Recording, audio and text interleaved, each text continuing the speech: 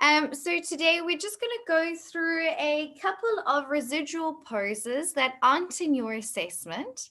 We're going to just chat a little bit about lotus and a few standing balancing poses, just so that you have this information to pull from at a later stage if it's relevant for you.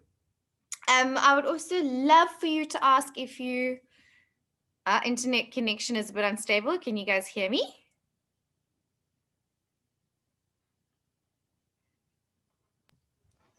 You're coming and going a bit. Sorry. Okay.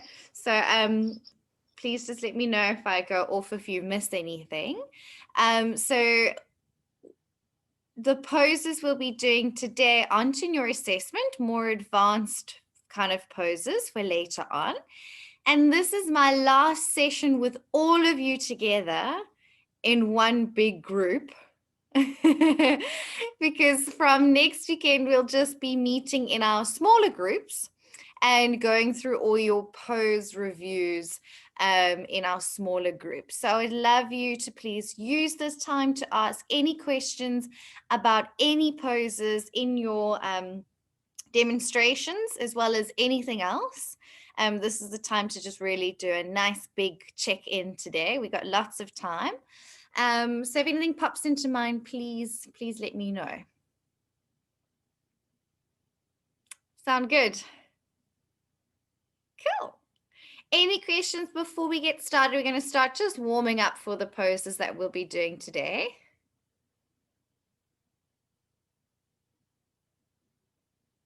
Did you guys enjoy your kids' yoga this morning? Nice and fun, hey? Okay, so if we're ready, we don't have any more questions. Please, if anything pops into mind, please ask later on. So we're going to do some warming up for our hips, external rotation poses, because the poses that we'll be going through are going to be focusing a lot on that external rotation of the hips. So when you're ready, come to lying on your back, and I'll ease you in.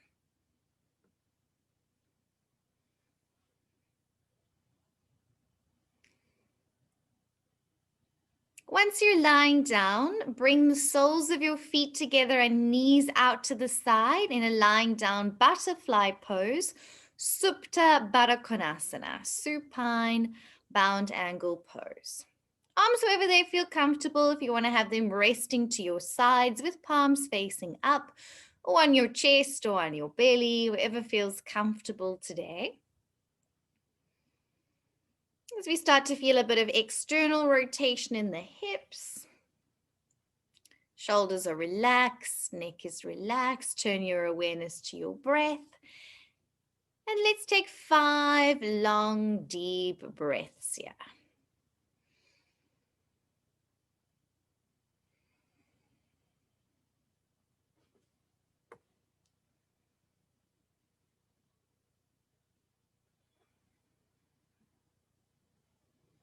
Just checking into how your body is feeling today.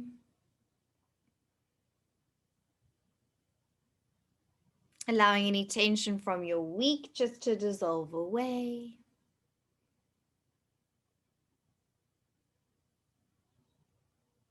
And finding a little opening into those hips.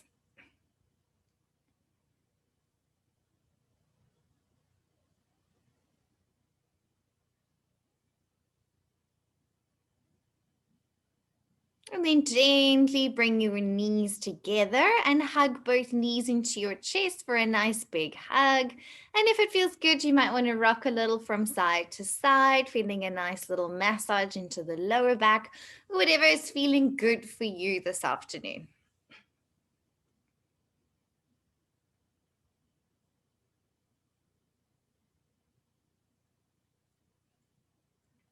And then taking hold of the outer edges of your feet, move your legs into happy baby pose, bringing a bit more external rotation into the legs. Find a little stretch into the inner thighs, into the groins. And I want you to be mindful of your shoulders here. Make sure your shoulders are still dropping back onto the mat as much as possible. We're going to really work with that theme today. as we hold our feet and straighten our legs, that we make sure to not yank the arm out the socket. So just be aware of that already here in Happy Baby. Good. And just as we do in our arm balancing sequence, keep holding your right foot and stretch your left leg down along the floor. Leg can also be bent if that feels better for you this morning or afternoon. Increase that stretch through the right inner thigh. Take a few breaths here and continue to drop your right shoulder back onto the ground. Really feel that arm drawing back into the socket. Good. Bring that right leg across your body into a lying down pigeon pose and take hold of the foot with your left hand. And then with your right hand, you might just want to gently guide your right thigh out to feel a little bit of a stretch into the right bum cheek, into the glutes. Lovely. Then float your left leg up to come into a figure 4 pose. Left thigh connects with your right ankle. And then take hold of the back of your left leg or shin if you want a bigger stretch. And just take a few breaths here. Relaxing the shoulders back onto the ground, no tension in the neck.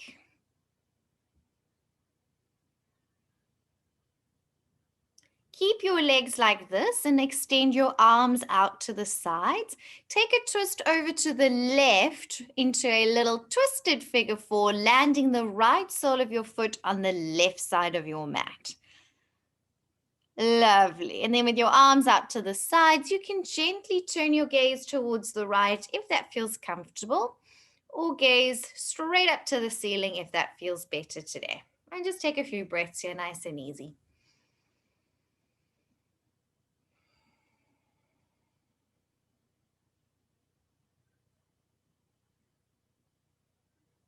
Beautiful. When you're ready, gently come back to center and bring your legs back into Happy Baby pose, holding onto the outer edges of the feet. You can rock a little from side to side.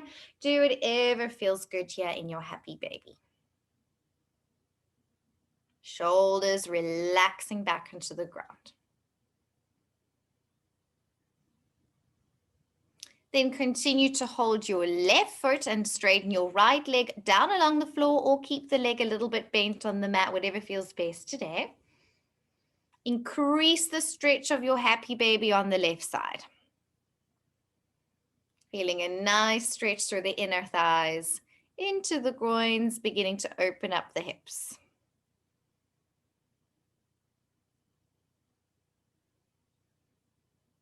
Take that leg across your body for lying down pigeon. Right hand holds the left foot, and then pressing the thigh out to feel a little external rotation in that left hip. And just take a few deep breaths there.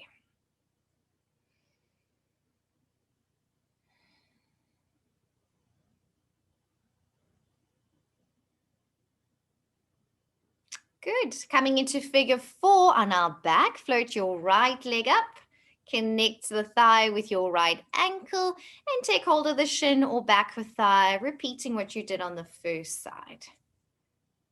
And then easing the shoulders and the neck comfortably on the mat.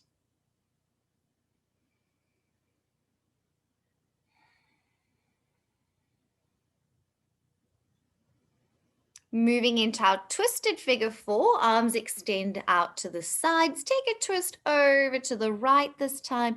Left foot finds the ground on the outside of the mat. Maybe turning your gaze to look to the left or wherever feels best for you this morning. Deep breaths.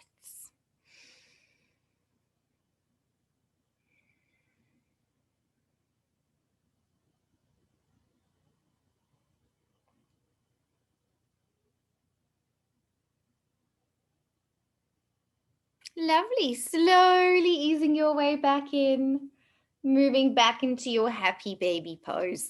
Good. So we're starting to get a little bit more movement into those hips. This time I'm going to ask you to bind your right big toe. So you're going to take your peace fingers, as some people say, your pointing finger and your second finger, and thread that through your big toe and second toe, and then hold onto your big toe. Left leg can be straight along the floor or bent on the mat. Okay. Now, as you've bound your big toe, and begin straightening your right leg up to the ceiling, make sure your right shoulder hasn't lifted off the floor. Okay, because this is what we all do. Rather keep your right leg a little bit bent. You can still work towards straightening the leg. You'll still feel the stretch, but make sure that your right shoulder blade is still on the floor. Your right arm is drawing back into the socket so that there's no tension in your neck. Okay, because we're going to do this standing a little bit later on, and we're going to have more load because our leg will be in the air, and we don't want to put that strain through our shoulders. So just get a sense of it there. Bend and stretch the knee a bit, get a little bit of movement into those hamstrings, become aware of the bind. So remember, as you continue bending and stretching, when you bind your big toe, you never hold from the outside of your big toe. You always thread through the big toe and second toe so that you maintain a little bit of external rotation in your shoulder. Okay. If you held the other way, your shoulder would be rolling inwards, and then it's not so great. Okay. Now open your leg out to the side. So externally rotate the hip, and then like we do with the strap, straighten the leg up towards your right ear. Good. If it's feeling like it's very tight, bend your bottom leg. It really helps. And Marlene, don't let your leg go too close to the floor, rather up to the ear, especially now as we bind the big toe. And knee can still be a little bit bent to keep the bind. And of course, we could have popped straps in here, but I just want to talk about that binding today. Cool. Let's come back to center, back to happy baby, bringing both legs back to happy baby pose. Good. All right, let's feel it on the left. So bind your left big toe by threading your pointer finger and middle finger between big toe and second toe. Yes, so your arm is still rotating out. Bottom leg goes straight or bent on the mat, and begin bending and stretching your left knee to get a little bit of stretch into those left hamstrings. Be aware how we're so tempted to lift the shoulder off the ground and straighten the leg. In this position, we rather keep the knee a little bit bent and keep the shoulders resting back on the mat. Okay, that is more important.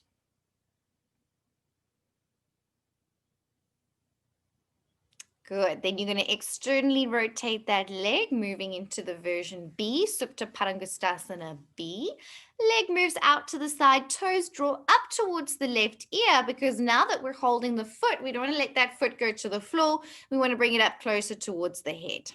And of course, holding the outer edge of the foot like you did there, Melissa, is perfect, because it can also feel a little bit more comfortable holding that foot. Okay. And then slowly coming back into your happy baby pose. And then close the legs and just hug knees to chest and soften here. Lovely.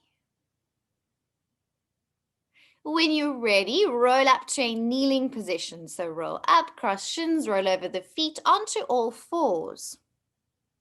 Hands underneath shoulders, knees underneath hips. And if it feels good, flow through a few rounds of cat-cow.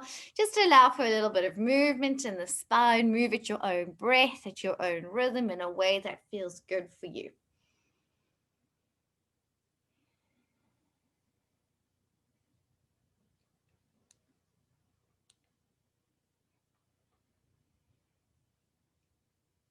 Release into any tight places. Do whatever feels good.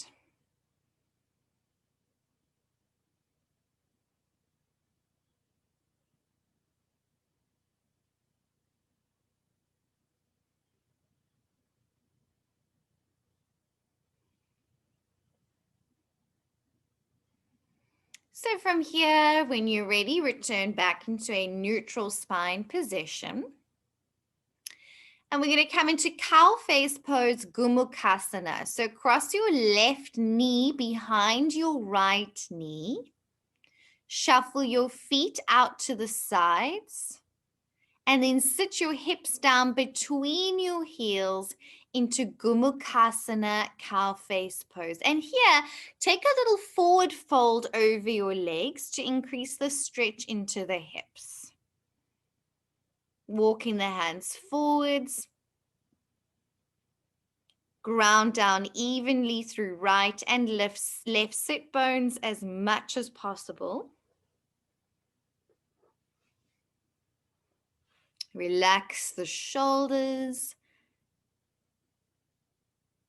And settle in for a few breaths here.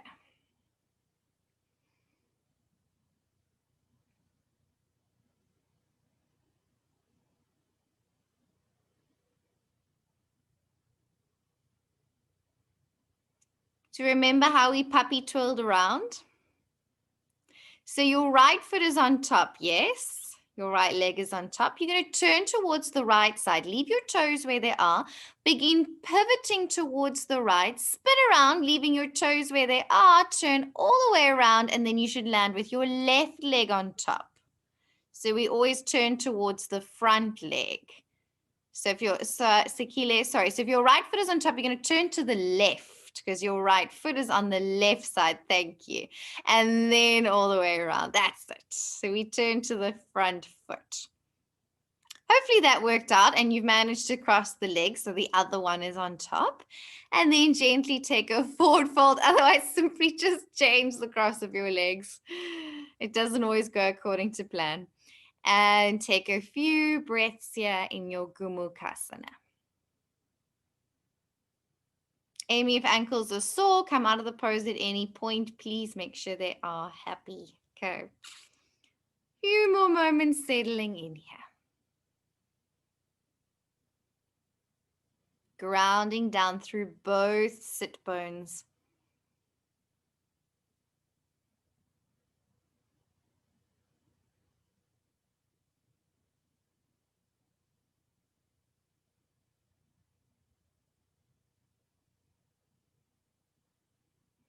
Haida, if that's niggling knees, you can also sit on the block and that may take a little bit of pressure off. Does that feel a bit better?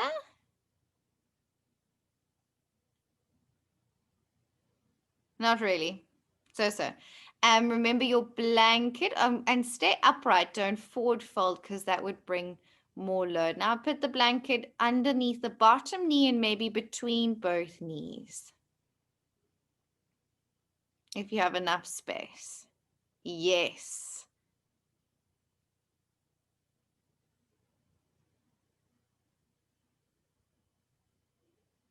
Yeah, cool. The blanket works so nicely. Okay, for those that have been there for a while, we're going to rock forwards onto our knees and come into downward dog with the legs crossed. So leave your thighs crossed over, bring your hands forwards, and then lift your hips up into a cross-legged downward dog. I know it feels a bit weird, but it might feel quite nice. Stretching through the outer thighs. Pressing hips up to the ceiling. Beautiful. And then change the cross of your legs. So bring your back leg to the front so that your other leg is on top. And then press the hips up and back into a cross-legged down dog.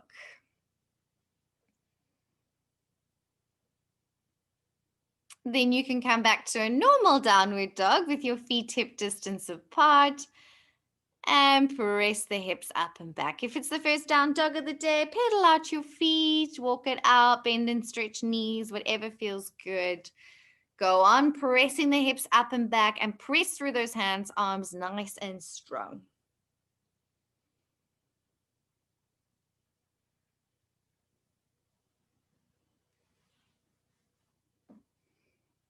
Good. Let's continue to walk forwards towards the top of the mat until you're standing between your hands.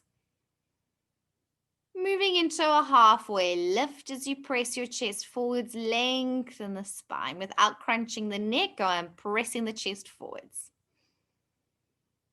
And then exhale to forward fold and relax the back of your neck. Dasher, remember to bend the knees just softly here so that we don't round the back too much. Yes. Rise up to standing. Inhale, arms reach up. Nice stretch through the sides of the body. And then relax your arms to your sides in Tadasana, mountain pose, and take a moment to ground.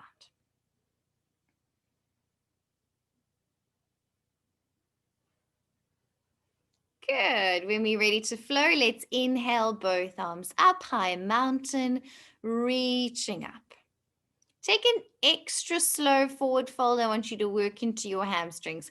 Arms overhead, extra slow fold down.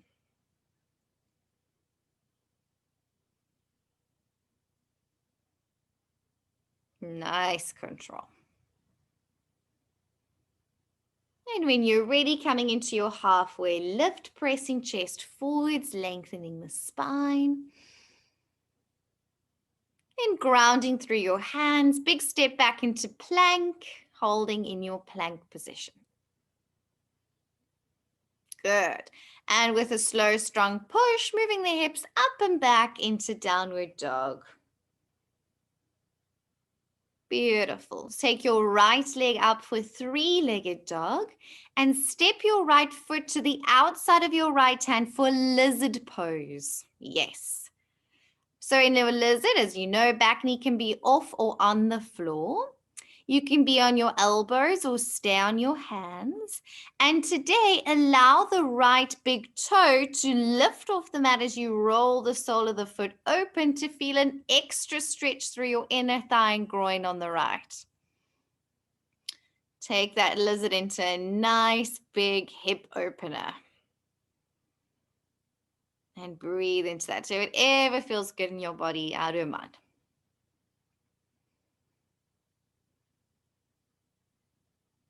Nice. When you're ready, you can ease back onto your hands, tuck your back toe, and sweep back into three-legged dog, back into downward facing dog. On the other side, left leg rises, three-legged dog, step to the outside of the left hand, coming down to find your lizard pose. And allow the big toe to lift and the leg to rotate out to the side, increasing the stretch into the inner thigh and groin. Do whatever feels good here in your body. If you want to move a little bit, lunge a bit deeper, twist a little bit, whatever feels good.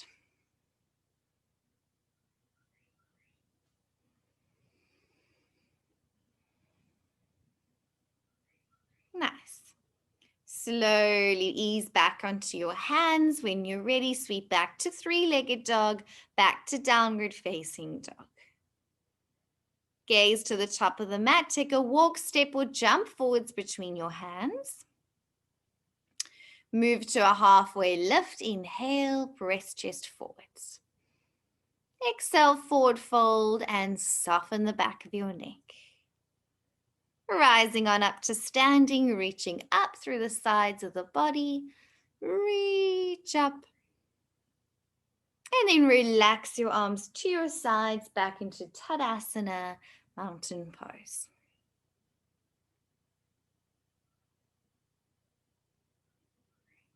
When you're ready, we flow again. Inhale, arms up, Hastasana, high mountain. Exhale, forward fold, Uttanasana. Moving to a halfway lift, Ardha Uttanasana, press chest forwards. Ground through the hands, step or jump back into plank. You can stay in plank or an optional chaturanga into cobra or upward dog, whatever you are working with in your practice. And we'll all meet back in our downward facing dog.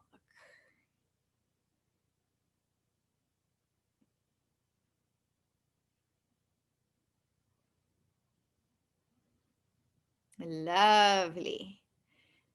When you're ready, right leg rises for three-legged dog. Inhale.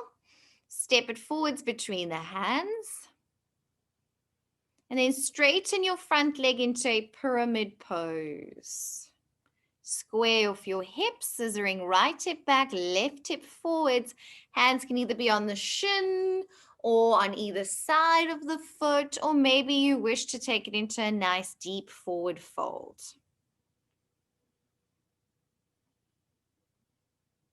Wherever you are, bend and stretch your front knee a few times in your pyramid. Just get a nice stretch through that front leg.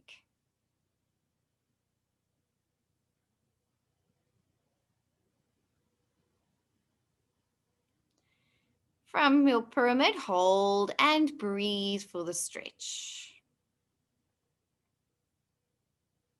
From here, we'll open to triangle pose. Are you ready? Ground your back heel and turn your chest to the side for Trikonasana, triangle pose. Hand is either on the shin, the block, or the floor. Leaning the shoulders back to twist the chest open.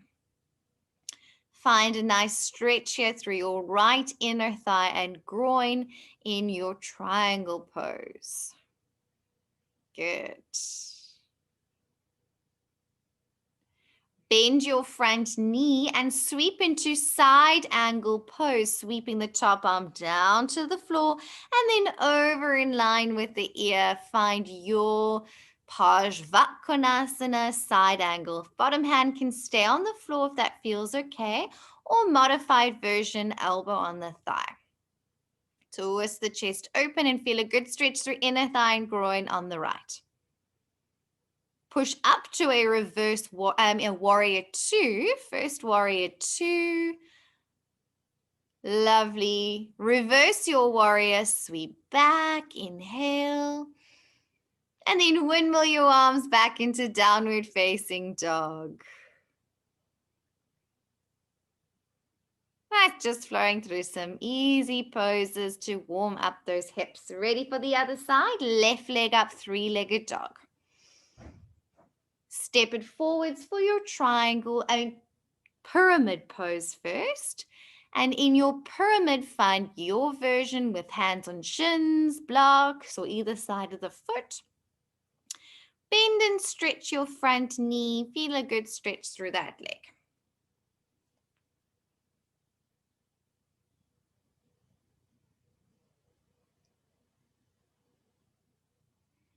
And then keeping your legs straight, hold and breathe in your pyramid. Squaring off those hips, good. When you're ready, we're turning to the side for triangle. So we'll ground the back heel, open up for Trikonasana, triangle pose. Legs are straight. Leaning shoulders back over the shin. Find a nice stretch through your inner thighs and groins on the left. Good. Bend the front knee and come into side angle pose. Maybe your fingers stay on the ground and then sweeping the top arm down and over in line with the ear. Bend that left knee and feel a nice opening into the left hip. Good. Come up for warrior two, arms out to the sides.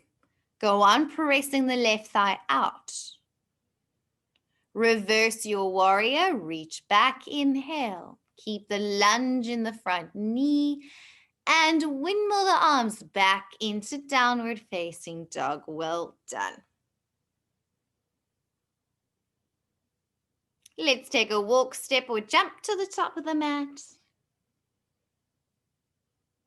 Halfway lift, inhale, pressing chest forwards. Exhale to forward fold, soften the neck. Rising on up to standing, lengthening up through the sides of your body.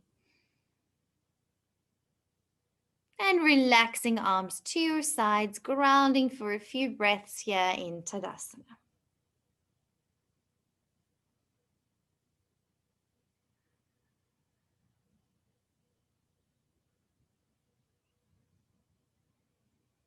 Last little flow of moving into some hip openers. Let's, when you're ready, rise arms up. Inhale, Hastasana, high mountain. Slow forward fold, coming all the way down. Nice control. When you're ready, we halfway lift. Inhale, pressing chest forwards. Grounding through the hands to take a walk, step, or jump back into plank. Optional full flow if you would like to chaturanga, cobra, back to down dog, or just push back into downward facing dog.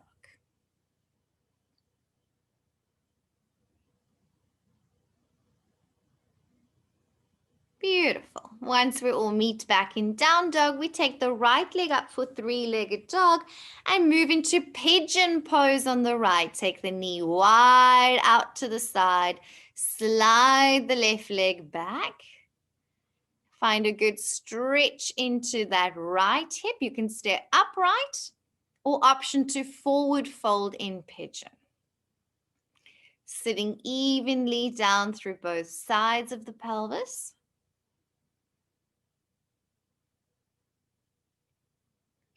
No discomfort in that front knee. 2 more deep breaths here in your pigeon.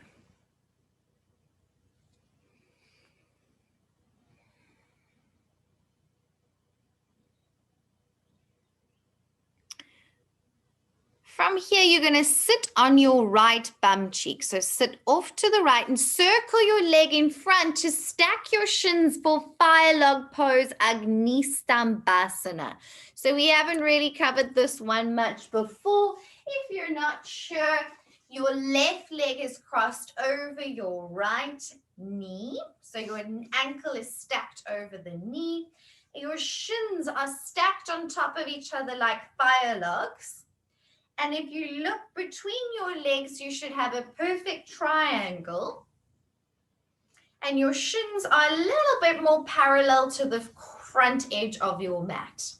Okay, should feel a really strong opening in the hips. So option to stay upright here, and Hader, watch your knees. You can pop your blankets in like we did before, under the bottom knee and between the hovering knee. If you're very comfortable in this pose, option to forward fold over the legs. It's quite intense, so most of you will stay upright, lengthening through the spine and feeling that external rotation in the hips. Good. 2 more breaths here.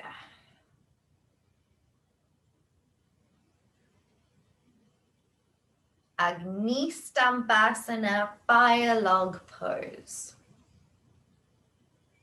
We use this to prep for very big hip openers like we're going to be doing today for lotus and things like that. All right, we're going to bring it back through pigeon. So sit back onto your right bum cheek. Send your left leg back, tuck the toe, push back into downward facing dog.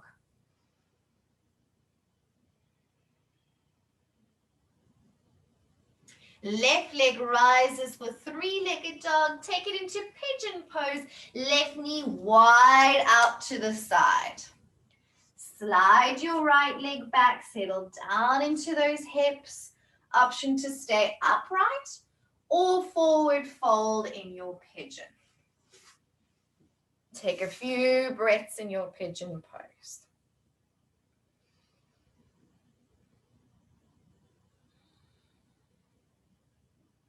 Either you're sitting on a cushion or you're going to use a blanket. You've got to know your body at this point to prop and modify where you need. Nice, Hader.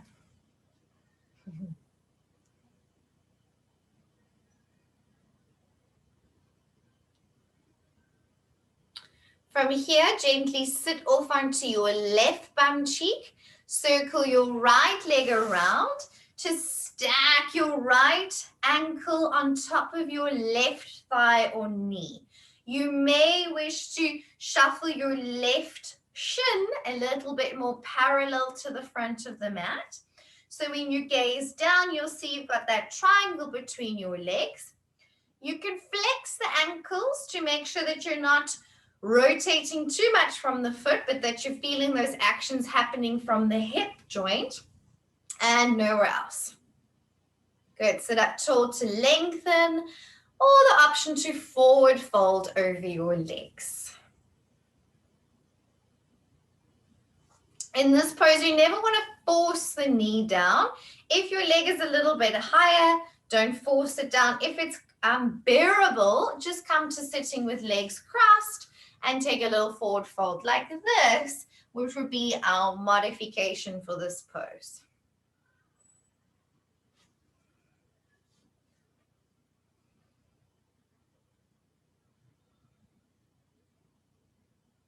We're going to ease out back through pigeon, so sitting off into the left bum cheek again.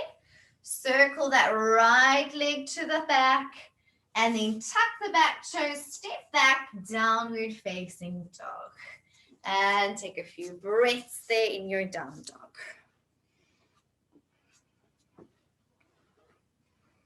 Good.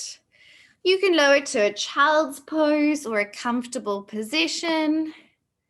That's our little warm-up done for our session today. Hopefully those hips are feeling a little bit more prepped and ready for some external rotation poses.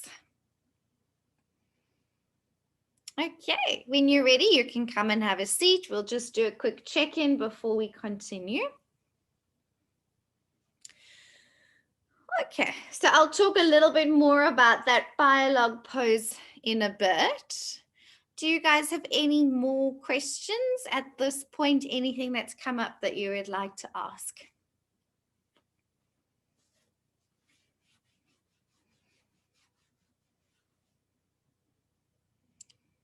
All happy to continue? Okay, so we did a little bit of hamstring, inner thigh, and external hip rotation warming for the next few rounds of poses. We're going to talk about our standing hand to foot pose, which is on page 61 if you'd like to follow in your manual. Uttita Hasta Parangustasana. Extended hand, foot, big toe pose. On page 61. Okay. So this is really the pose I was referring to when we were talking about keeping our arm in the socket, okay? Because when we get to poses like this, we want to straighten our leg, thinking that's the most important thing, and we end up leaning forwards and really yanking our arm out. And the issue is your leg's quite heavy, and you're adding quite a bit of load to that. So we don't want to leave our shoulder in that position. So that's going to be your main check-in with this pose. I will show you, and then you can give it a go. So I will show you what it will look like.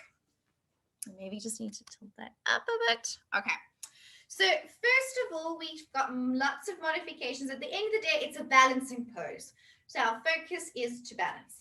So we can start by just hugging the left knee into the chest and then externally rotating that leg up to the side. Okay, focus is on balance and bringing it back. Then next, remember that bind. I'm going to thread my pointer finger, middle finger between big toe and second toe. I never want to hold from this way because you can see my shoulder will roll forwards. So I always thread those two fingers between big toe and second toe like you do with your slops, all right? And then I'm going to be upright. So here, I'm making sure that my arm stays into the socket, that I'm not leaning forwards and yanking arm out the socket. So that's what you're going to be checking in with a lot. And we can be here, holding the leg just spine upright, then opening out to the side, bringing it back to center and down. Okay, so you've got a few options there to modify, which a lot of us will because of hamstrings and inner thighs. Okay, so there's a big flexibility pose with a balance. Okay, then of course your full version, binding the big toe, we can maybe straighten the leg in front and then open out to the side, if hamstrings are willing. So this looks a lot like triangle pose, just standing upright, right? Okay, again, I don't want to pull my arm out the socket to try and straighten my leg, then I'm leaning forwards like this. Body is upright, arm into the socket. And there's a really cool cheat, and I hope this makes sense. And it's okay to cheat sometimes. So in this, Let me show you from this side. What you don't want to do is stick your bum backwards like this, okay? It's only going to make your leg go lower. What you're going to think of doing is pushing your hips forwards, and that will help to take your leg higher and also make it less load on your shoulder. Okay, so when I've got my leg up, I actually want to show you this way, okay? My pelvis, you want to think of thrusting your hips forwards a bit. I know it's not a great cue, but when you push your hips forwards, it'll take your leg higher. Rather than sticking your bum out, it'll bring your leg lower. Does that make sense? Push hips forwards, leg goes up. And it's quite a helpful little tip if you can, even with a bent knee, feel that little push forwards in the hip. Think of that hip thrust. It'll take your leg up a little bit. Do you want to give it a go and let's see how it looks? If balance is an issue, you can have a wall behind you so that you don't have to worry about your balance and you can just focus on legs, which is also quite a nice way to do it. So let's go through all the stages.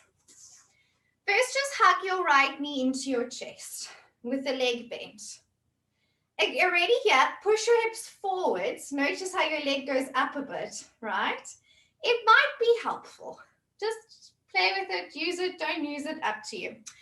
And then holding the right knee, externally rotate that leg out to the side. Okay. And then bring it back and down. So that's one way you can still do the pose. Then on the other side, let's take it a little bit further. Bring your left leg up and bind your big toe. You can also hold the outer edge of your foot for a better grip, up to you, okay? And then already here, now that you've taken hold of the foot low down, make sure your shoulder is drawing back into the socket, yeah? And then open the leg out to the side and then push the hips forwards. It'll make it easier. Don't leave your bum sticking out. That really doesn't help. Push your hips forwards and think of externally rotating that left hip. Okay. And then slowly come back to center and down. Okay. So watch, before we go, one more thing with the hips. Okay. Because you see it quite a lot. When you externally rotate your leg out to the side, if your bum is sticking out, you're actually internally rotating the leg more. So think of dropping your bum and think of externally rotating that hip. Don't be here. Push hips forwards and turn that knee out. Okay. It'll make your leg go up a bit more if it's accessible. All right, let's give it a go. Wherever you are in this pose, doesn't really matter. It's just for fun. Bind your right big toe or just hold the knee. That's also cool. Press the hips forwards and make sure your arm is still drawing back into the socket. Nice, Candace. Yes. Knee can stay a little bent. No one cares if it's straight. Watch, Nicole, you doing the bum sticking out thing. Drop the right bum cheek and turn your knee out more. Yes, Nicole, you've got it now. Open the leg out to the side when you're ready, and then think of that thrust forwards just a little bit. It may help. Play, explore, see how that feels. Amy, you also stuck your bum out there a little bit. So when your leg goes out, drop your right bum cheek down. Yes. Drop that hip down. And the more external rotation you get, the leg goes higher as well, which also helps. Okay, try it on the other side when you're ready. Just explore the shapes. Very nice, Candace. Yes, Julie. Awesome. Pushing hips forwards. Nice external rotation there, Sarah. You've got it. Yes. Nice, Akile. Just put your right hand on your hip and then you've got the full pose. Beautiful. Better with the hip there, Amy. Nice. That's it, Shakira. Good. Nice, Marlene. Well done. Yes, Hader. And when you're ready, explore it again on the other side if you wish. If you have any questions, please feel free to come and check in. Yes, Amy, much better with those hips. That's it, Alicia. Perfect. So it's a lot going on in the pelvis here. That little hip thrust is helpful. And you want to drop that bum cheek under, the one that's leg is up, so that you can externally rotate from the hip more, which will give you more range of movement. So hopefully you managed to feel those actions regardless of where your leg was. It doesn't really matter. You could feel what was happening in the hips. Does that make sense? Questions?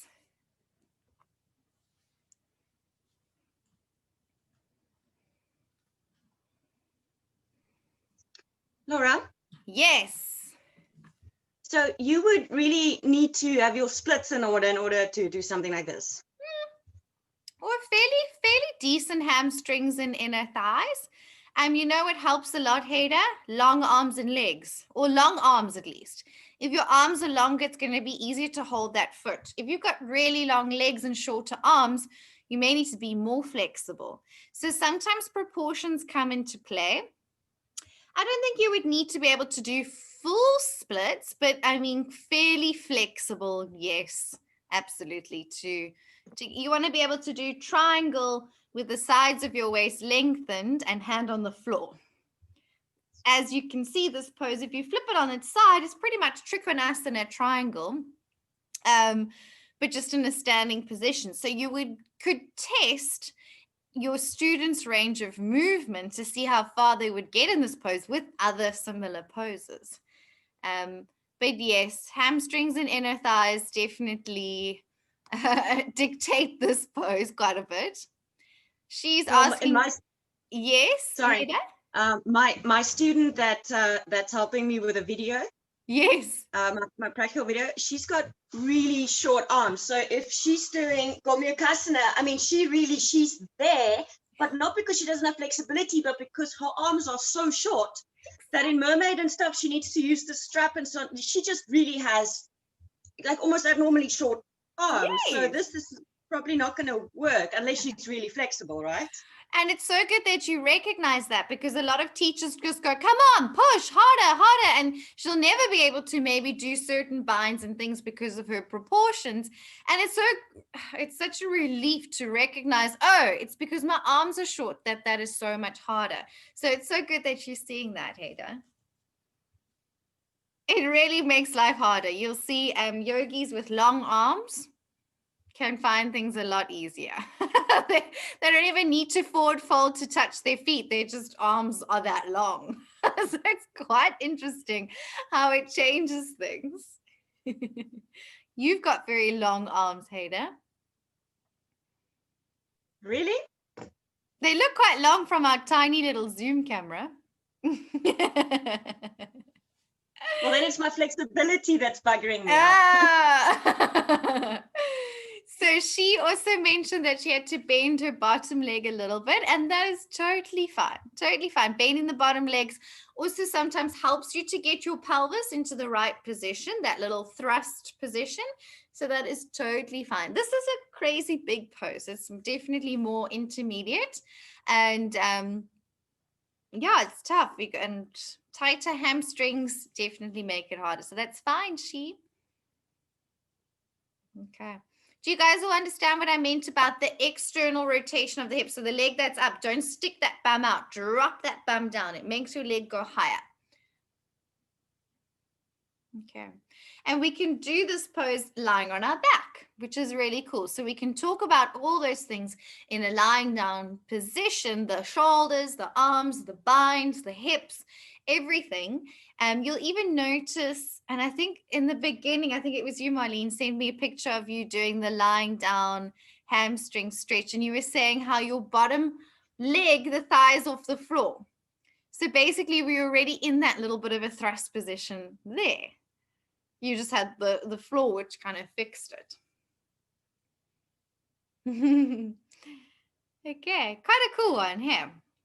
What would this be a good prep pose for?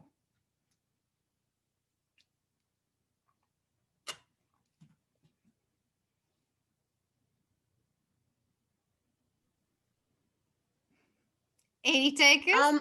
Side plank with the leg extended. Yes, Because absolutely. I struggle with that, right? I can't do it. So this would be a perfect place to explore that bind, what you're doing with your shoulder. Are you able to straighten your leg here? Because when you do it in side plank, it's going to be harder on one arm in a plank. So yes. Alrighty. Any other questions to do with our standing hand to big toe pose?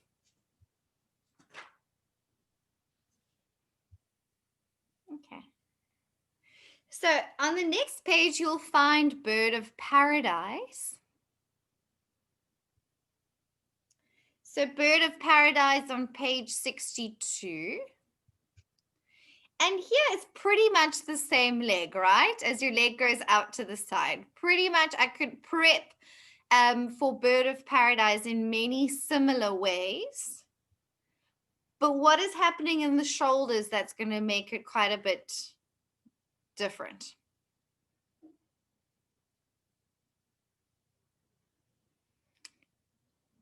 I love the sign language, but it's good. It's best to feel what's going on. So we've taken a bind with our arms, right? Okay. So when we bind, look at what's happening in the bottom shoulder as that arm goes back and it's going to be under your thigh. What has happened here? It's internally rotating. Yes, Alicia, exactly. So it's not so wonderful to have a very heavy leg, because our legs are heavy, on your poor shoulder when it's in an internal rotation. So something you want to be mindful of. This can be quite sticky for shoulders. What do we want to do with our shoulder blade when our arm is in this position? It's internal rotation, but we don't want to leave it collapsing forwards. What can we do?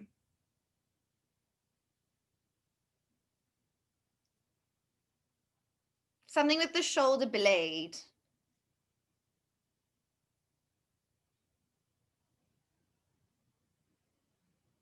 It's like when we did Gumukhasana arms, I said don't leave the bottom shoulder rolling forwards. The instruction would be to do what with that bottom shoulder? You draw the shoulder blade down and retract it. Yes, Marlene, you want to bring that shoulder blade back towards the spine a little bit. Okay, so we can try for that in Bird of Paradise, but it's going to be much harder with your heavy leg on top of that shoulder. What do you think would help make that leg feel less heavy? What strength, what flexibility?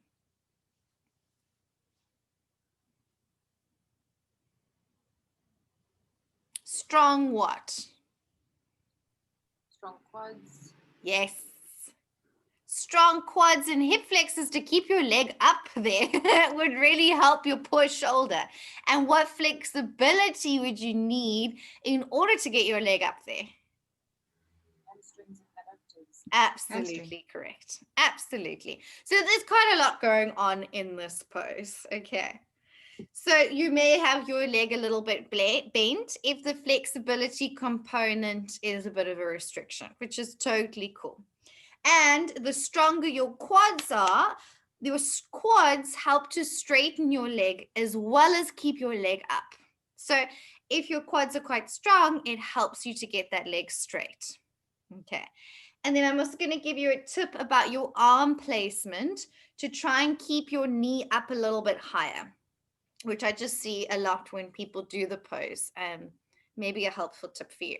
So I will show you first and then you can give it a go just for fun. So we normally enter Bird of Paradise from our side angle pose. Okay, so I can be in my side angle, and then from here I'm going to take the top arm behind me and I'm going to bind my hands. So from the back, it looks like that. Okay, so the tip here is when you take your arm here, I'm going to keep my arm quite close towards my knee, okay? If you let your arm slip down more towards your groin and your pelvis, it's not as easy to keep your leg up to your side. Okay, so that's going to be my tip for you for this one. Is once you take the bind, I'm actually going to keep it in the back of my knee. So when I step forward, my arm is keeping my knee nice and close into the side of my body. Okay, don't let your arms slip down. My arms are too short for that to happen, but I see it a lot between your legs. Okay, then it's much harder to keep that leg up. So from your side angle pose, keep that knee snuggled in towards your shoulder. Step your back foot in. Okay, I shift my weight into my back foot. My front foot feels lighter. I'm going to focus my drishti for balance and then pick it up.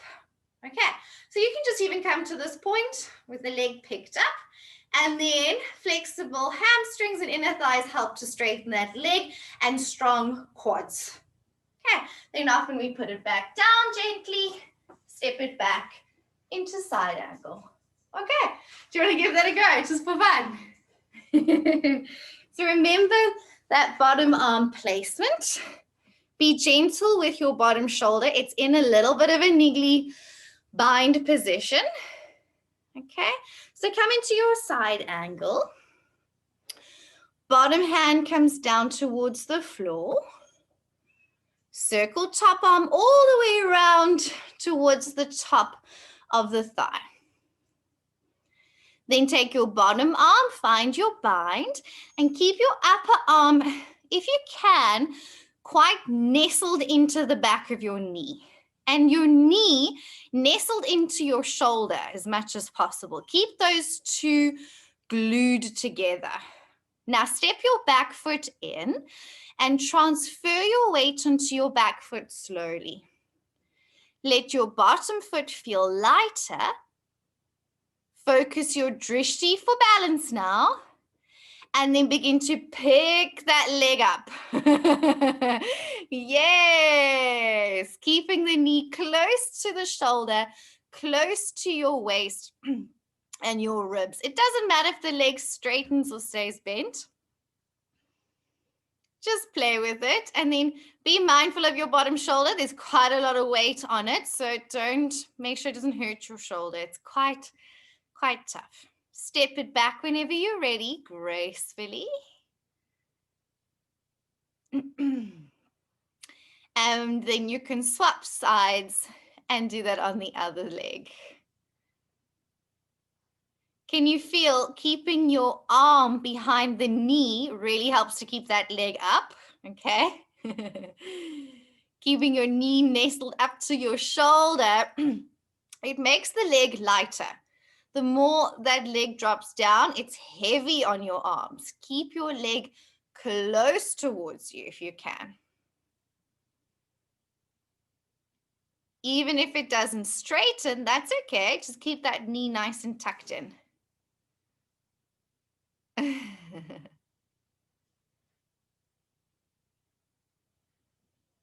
And whenever you're ready, you can slowly release. Sorry, my internet is a bit slow today. Okay, you're all back. How did that feel? Hopefully that tip of your arm placement really helped, because that is the biggest problem I see in this pose, is everyone's hands land up between their legs and then it doesn't work. Yes, Melissa, you got it. And then chest upright. Beautiful. So any questions with our bird of paradise?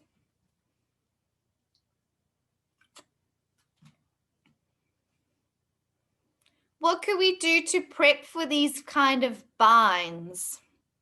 Where else do we see binds? We haven't done a lot. Yes, Nicole, Gomukhasana arms. And you can also do binds in twists. So sometimes you can thread arms around in a twist as well, just to get that sensation of kind of threading around. Sometimes I even teach this with a bind, first in side angle, and then straighten the front leg, keeping the bind. So I do triangle bound up.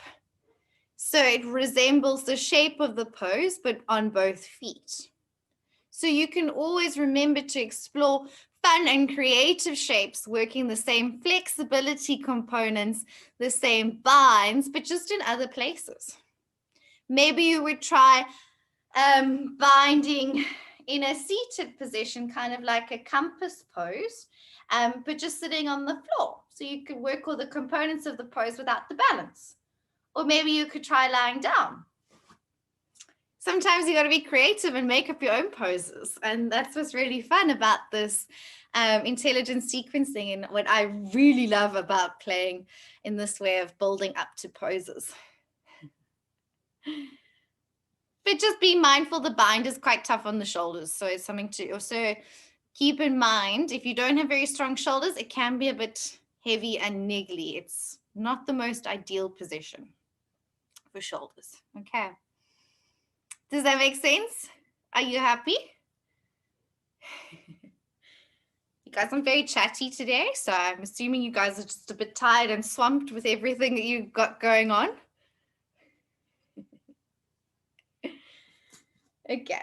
These poses aren't important. It's just for your reference for later on. Okay. Alrighty. So next I want to talk about lotus. If there aren't any other questions, and Hader, you are going to protect those knees like crazy. And don't be silly with us. Okay, so I'm going to do lotus in a few different ways. I'm going to talk about it just because it's one of those iconic yoga poses. And everyone throws their legs into lotus, and it might not be the most beneficial things. Depends on what hips you have. Okay. I'll find the page number for you so you have a reference to make some notes.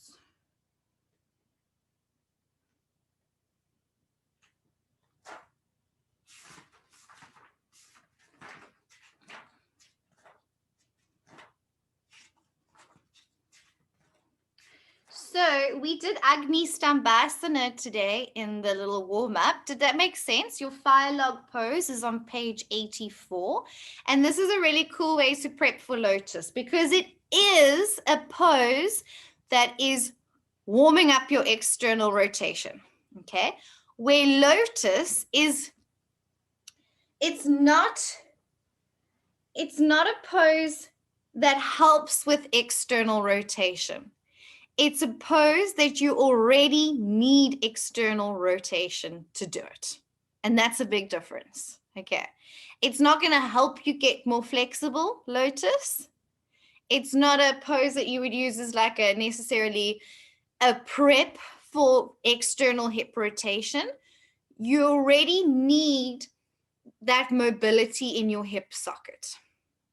Does that make sense? Did I word that okay? Yeah? Okay. So where Agni Stambhasana, the fire log pose, this is a prep. This is a pose that is working on your external rotation. It's quite strong, and for those with very tight hips, I might get them to modify and sit with their legs crossed if it's just totally not accessible. But at least that pose is working towards external rotation if it is accessible. Where lotus, you already need crazy flexy hips. If your hips aren't crazy flexy, the problem comes in that you end up twisting at the knee and can cause very sore knees. Okay, and that's something we really don't want. So lotus is not a pose we force. It's not something we really even encourage. Sometimes we use it when we do big poses, like we want to bind our legs in handstands, or we want to lotus our legs in a side plank with one-legged lotus. But it really is not for everyone. Okay. So yeah, that's a big thing I want to get across. Okay. It's something obviously you won't be teaching with your beginners. but it's something that is important for you guys as teachers just to know for your own bodies, and maybe for later on. Okay. Alrighty. So I don't want you to force this. I want you just to be really mindful. And if your leg doesn't go there, know that it really doesn't matter. It's not important. Okay. Single leg lotus with only one leg in lotus is better than 2 legs in lotus. And I'll explain why a little bit later on. Okay. I know I glitched a little bit there. You guys still with me? Okay, cool. So first of all, interesting fun fact, hip flexion. Okay, we know what hip flexion is now. When you bring your knee to your chest, increases external rotation. So when you are folding forwards in hip flexion, it's easier to externally rotate the hip. Okay, I know that's like a bit confusing, so I'm going to put it into an example now.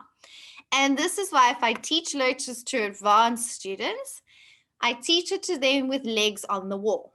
Okay, so when your legs are on the wall, it's put you in hip flexion already, and it helps to externally rotate the hip. Okay, so I'm going to show you that. I mean, don't stress if that doesn't all make complete sense, but this is why it's really cool if you're going to do lotus to do it at the wall. Any questions before I jump in? It's all kind of making sense. Okay, cool. Alrighty, so I will show you lotus at the wall. Can you see my wall? Okay. So we're going to put our legs up the wall so that we have hip flexion to help increase our external rotation for lotus. So you can do quite a lot of stuff here. Sometimes I'll just do figure 4 on the wall, and this kind of can give you a good gauge of yourself and your students, how much that hip is externally rotating. Remember, you already need external rotation to do the pose. So if your hip is a bit tighter, you are more at risk in this pose of not getting all the rotation from your hip socket, but that your knee is going to try and do the twisting. And then that's what we really don't want. And that's what we want to avoid. Okay. So I would do a couple figure 4s on the wall. And you might notice one hip is much looser than the other, like it is for me. So lotus, maybe okay on the one side, maybe not okay on the other side. So when I come into lotus now, a useful way to maneuver your legs into lotus without just yanking them, okay, is I'm going to bring my lotus leg into full hip flexion, okay, because we know now that helps to externally rotate, okay. And to also just be mindful that I'm trying not to twist anything at my knee.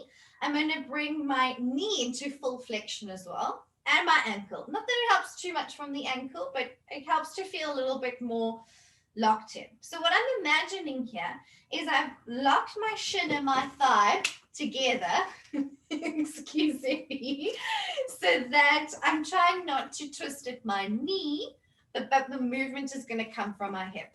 Okay, so I'm going to take hold of the foot, and with my leg in full hip flexion, I'm going to rotate the leg out. Okay.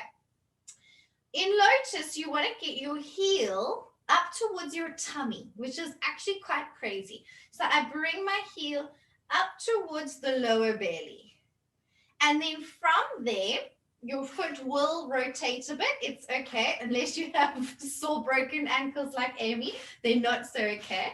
And then from my hip socket, I'm going to use external rotation to rotate that leg back towards the wall. Okay, and then in lotus, you basically bring your heel to your tummy so that the baby toe side of the foot, the outer edge of the foot, rolls into the crease of the other hip and leg. And that's where your lotus leg sits. And this is quite nice because there's no weight pushing down. Okay, this is cool because, again, there's no load. as soon as I want to put my other leg on top, this is where the problem happens in lotus. Okay, because again here, it's quite hard to bring this leg into full hip flexion, knee flexion in other places. I could actually do it here, but I'm going to yank and put this leg on. And then what I've done is I've actually put weight, better lying down like this, but I've put weight onto this bottom knee. And that might not be okay. So single leg lotus better than double leg lotus because of less load on the bottom leg. Okay. And then you want to slowly come out. So when we teach the advanced people, we say no hands, because what you tend to do with your hands is you brick your legs into place. Okay. So what you can do is I'm going to use hip flexion. So I've even curled my bum a bit off the floor to try and shuffle, shuffle, shuffle, shuffle without using hands, which is very tempting to get into lotus. And I'm clearly not warmed up enough to get there today. So that shows you your true flexibility of your hips, which is actually pretty good, rather than pulling and forcing with your hands. Okay, so that was a good bad example. Questions before we go? That was quite a mouthful. Are you guys go with me? So first, let's do figure 4 on the wall. Okay, let's just do it slowly. Take it easy. Put your legs up the wall and do a figure 4 stretch and just kind of check how much your hip is opening. If you like me today, that hip doesn't want to open very much, that's also cool, and be okay with that. And then once you've crossed ankle over the thigh for figure 4, bend the other leg. So if your right ankle's crossed over your left thigh, bend the left knee to come into figure 4. And it's actually a really nice place to do this pose. Good. Other leg is bent, foot on the wall. And then here already you could kind of assess yourself and your students how much external rotation is happening in the hip. If it's quite tough for your knee to rotate outwards, kind of in line with the ankle, you have to be a bit more careful of silly poses like lotus. Also bear in mind as we do this, lotus has no benefit whatsoever. Okay, it's not even helping to make your hips more flexible. There is zero benefit to lotus. It's all about how it looks. So don't care too much, okay? Change legs, do figure 4 on the other side, going too slowly. If your legs don't go there, it so doesn't matter. You just need to understand if a student asks you about lotus and they have super open hips, flexible, huge external rotation, then maybe you could lead them into a pose safely because we've spoken about it, regardless if you can do it or not. I always say, don't make your problems their problems. And also understand if your hips are very open, not a lot of people can access this pose comfortably and should not. Okay. So legs back up on the wall when you're ready. We'll slowly start moving towards our lotus. Okay. So hug your right knee into your chest. So you've brought your hip into flexion, knee into flexion, and flex your ankle as well, just so you've got the flexion going right down. With your left hand, take hold of your right foot and draw your heel up towards your tummy on the left. So it goes up really high. Don't force it. If it doesn't go there, no one cares. It doesn't matter. Okay, but that's where the foot is aiming for lotus. Now, you don't want to twist from your knee. From your hip socket, you open your thigh out towards the wall and just stop wherever your hip stops. Okay, maybe your knee stops halfway, maybe a third of the way, maybe it hits the wall, it doesn't matter. Okay, now you've brought your leg into lotus in a safer way. Okay, and then let's do it on the other leg before we start wanting to run away with that. Then the left leg, hug your left knee to your chest, bring the hip into full flexion. Okay, Then right hand takes hold of the left foot. Watch the urge to rook and pull your limbs around, okay? Because you want to force for these things, and that really should not be the idea with lotus.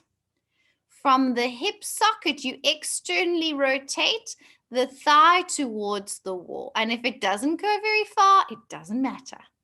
You want the movement to come from the hip. And if you have to force it now, you would hurt your knee. And that's why lotus is not a great pose. Okay. So maybe that's enough for your legs today. And now you know how to move into lotus.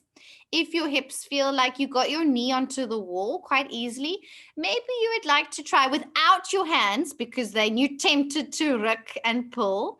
Without your hands, maybe you bring your other knee to your chest first. Your bum curls off the floor, which is helpful. And then you can try and shuffle your other foot on top if you have that natural range of movement.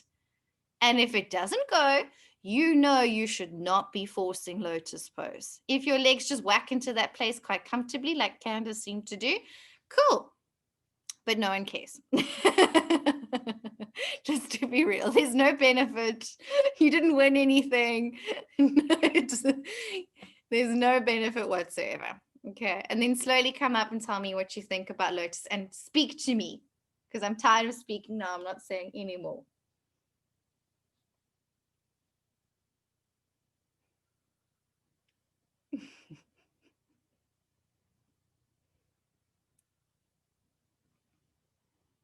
Chatty bunch today, hey?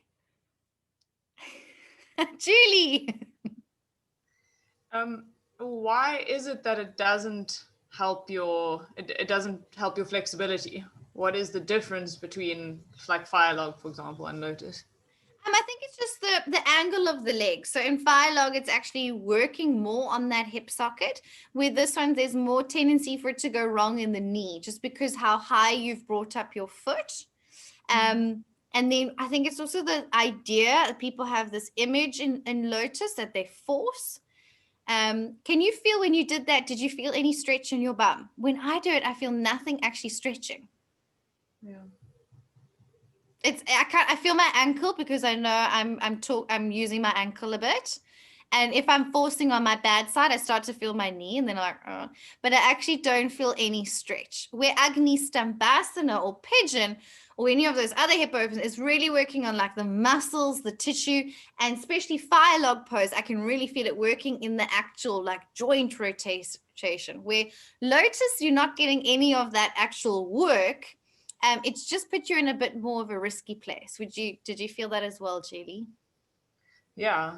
Yeah. And the ankle thing is very interesting, because in the other day I did a class, and they did lotus in the class, and it was like with no prep like this, we just like went into it, and I managed to do it, but only because my ankles were doing this. Yeah. So it was actually coming from like the ankles a lot. So because now I can see that we can cheat a little bit from our ankles. We can get a little bit of range of movement from our ankles. If it's very sore, don't push it, of course, but guaranteed everybody does. Everybody is doing something with their ankles in lotus. It's just the nature of the pose. If it's very sore, if you have ankle issues, I would not recommend it at all. But the reality is we do get a lot of range from our ankles. As long as it doesn't hurt your knees, ankles is okay, knees not okay. Yeah. A little bit of cheating, okay, from the ankles. You could also flex your feet to try and avoid that, but rather get a little bit of rotation from the knees, the ankles rather than knees. And if you're starting to cheat in all sorts of places to be there, then we've got to question, why are we doing this pose? Anyone else have any feelings? Candace, you got there quite comfortably. Tell us how you felt.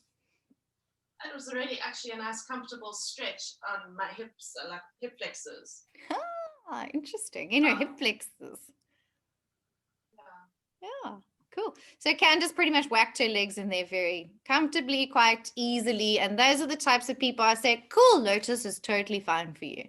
But probably in maybe there were maybe one or two others. So in a group of all of us, there's a very low percentage of people that can do the pose and should do the pose comfortably. Where the rest of us are kind of like forcing it a bit. I know I force it a bit and it's naughty. Alicia.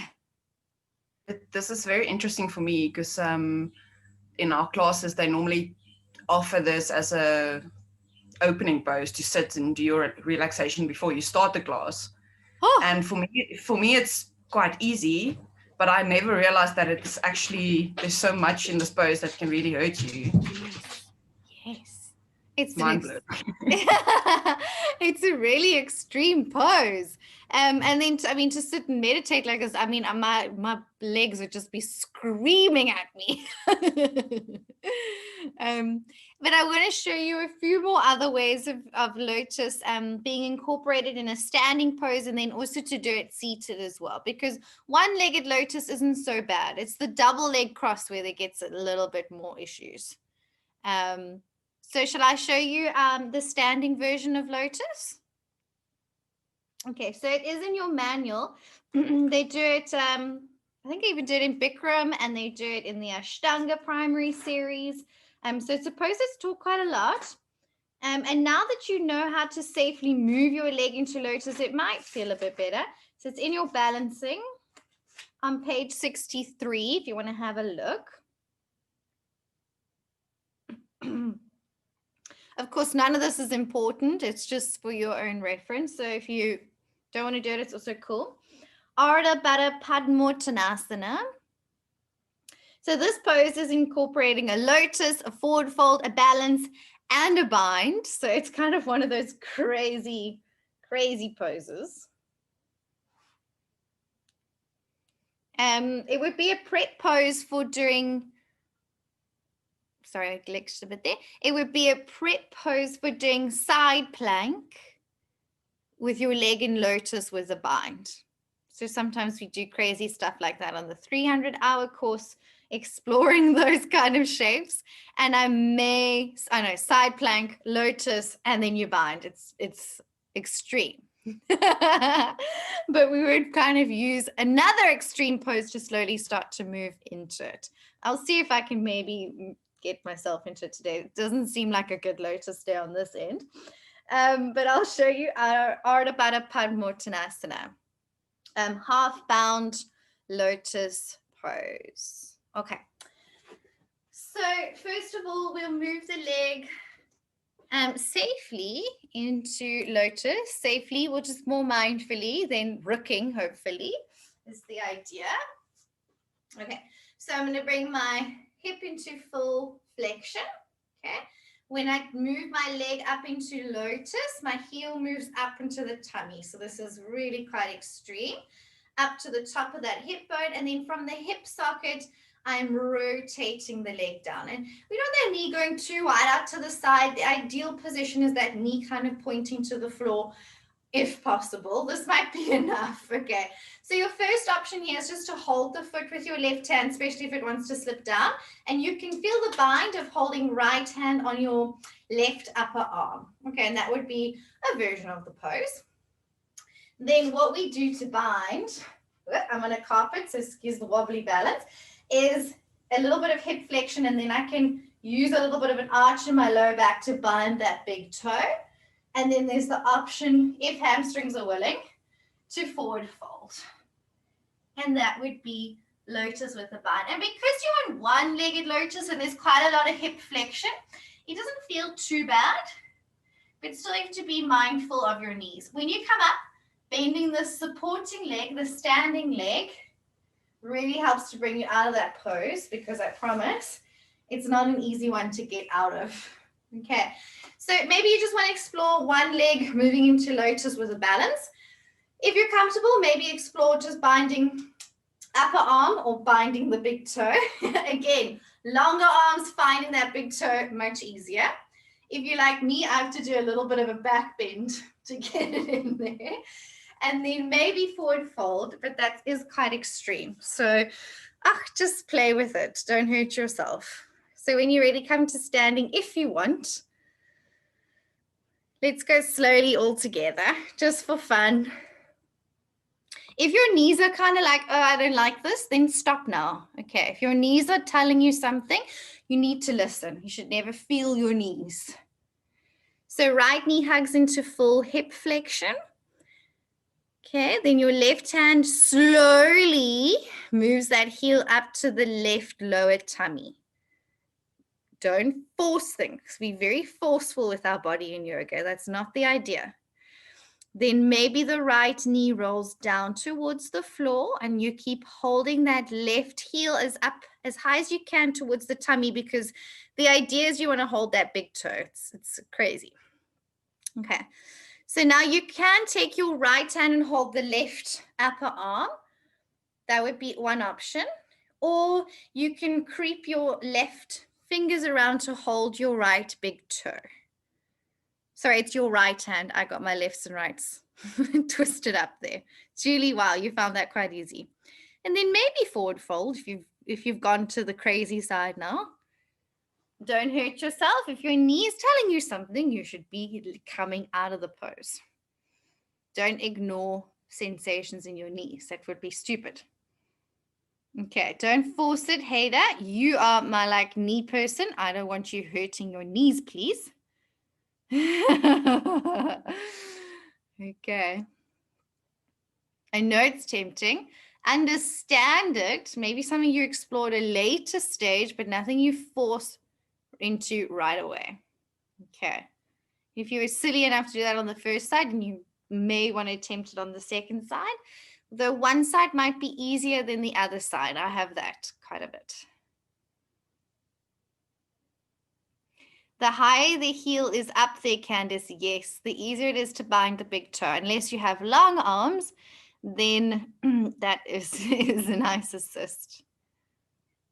Yes, that's it, Alicia. You've got it. That's it, Julie. Now, when you come out, bend the bottom knee a little bit, and it helps just to ground you to come out of the pose. Yeah. Okay. And then now let's just leave maybe knees alone for a little bit.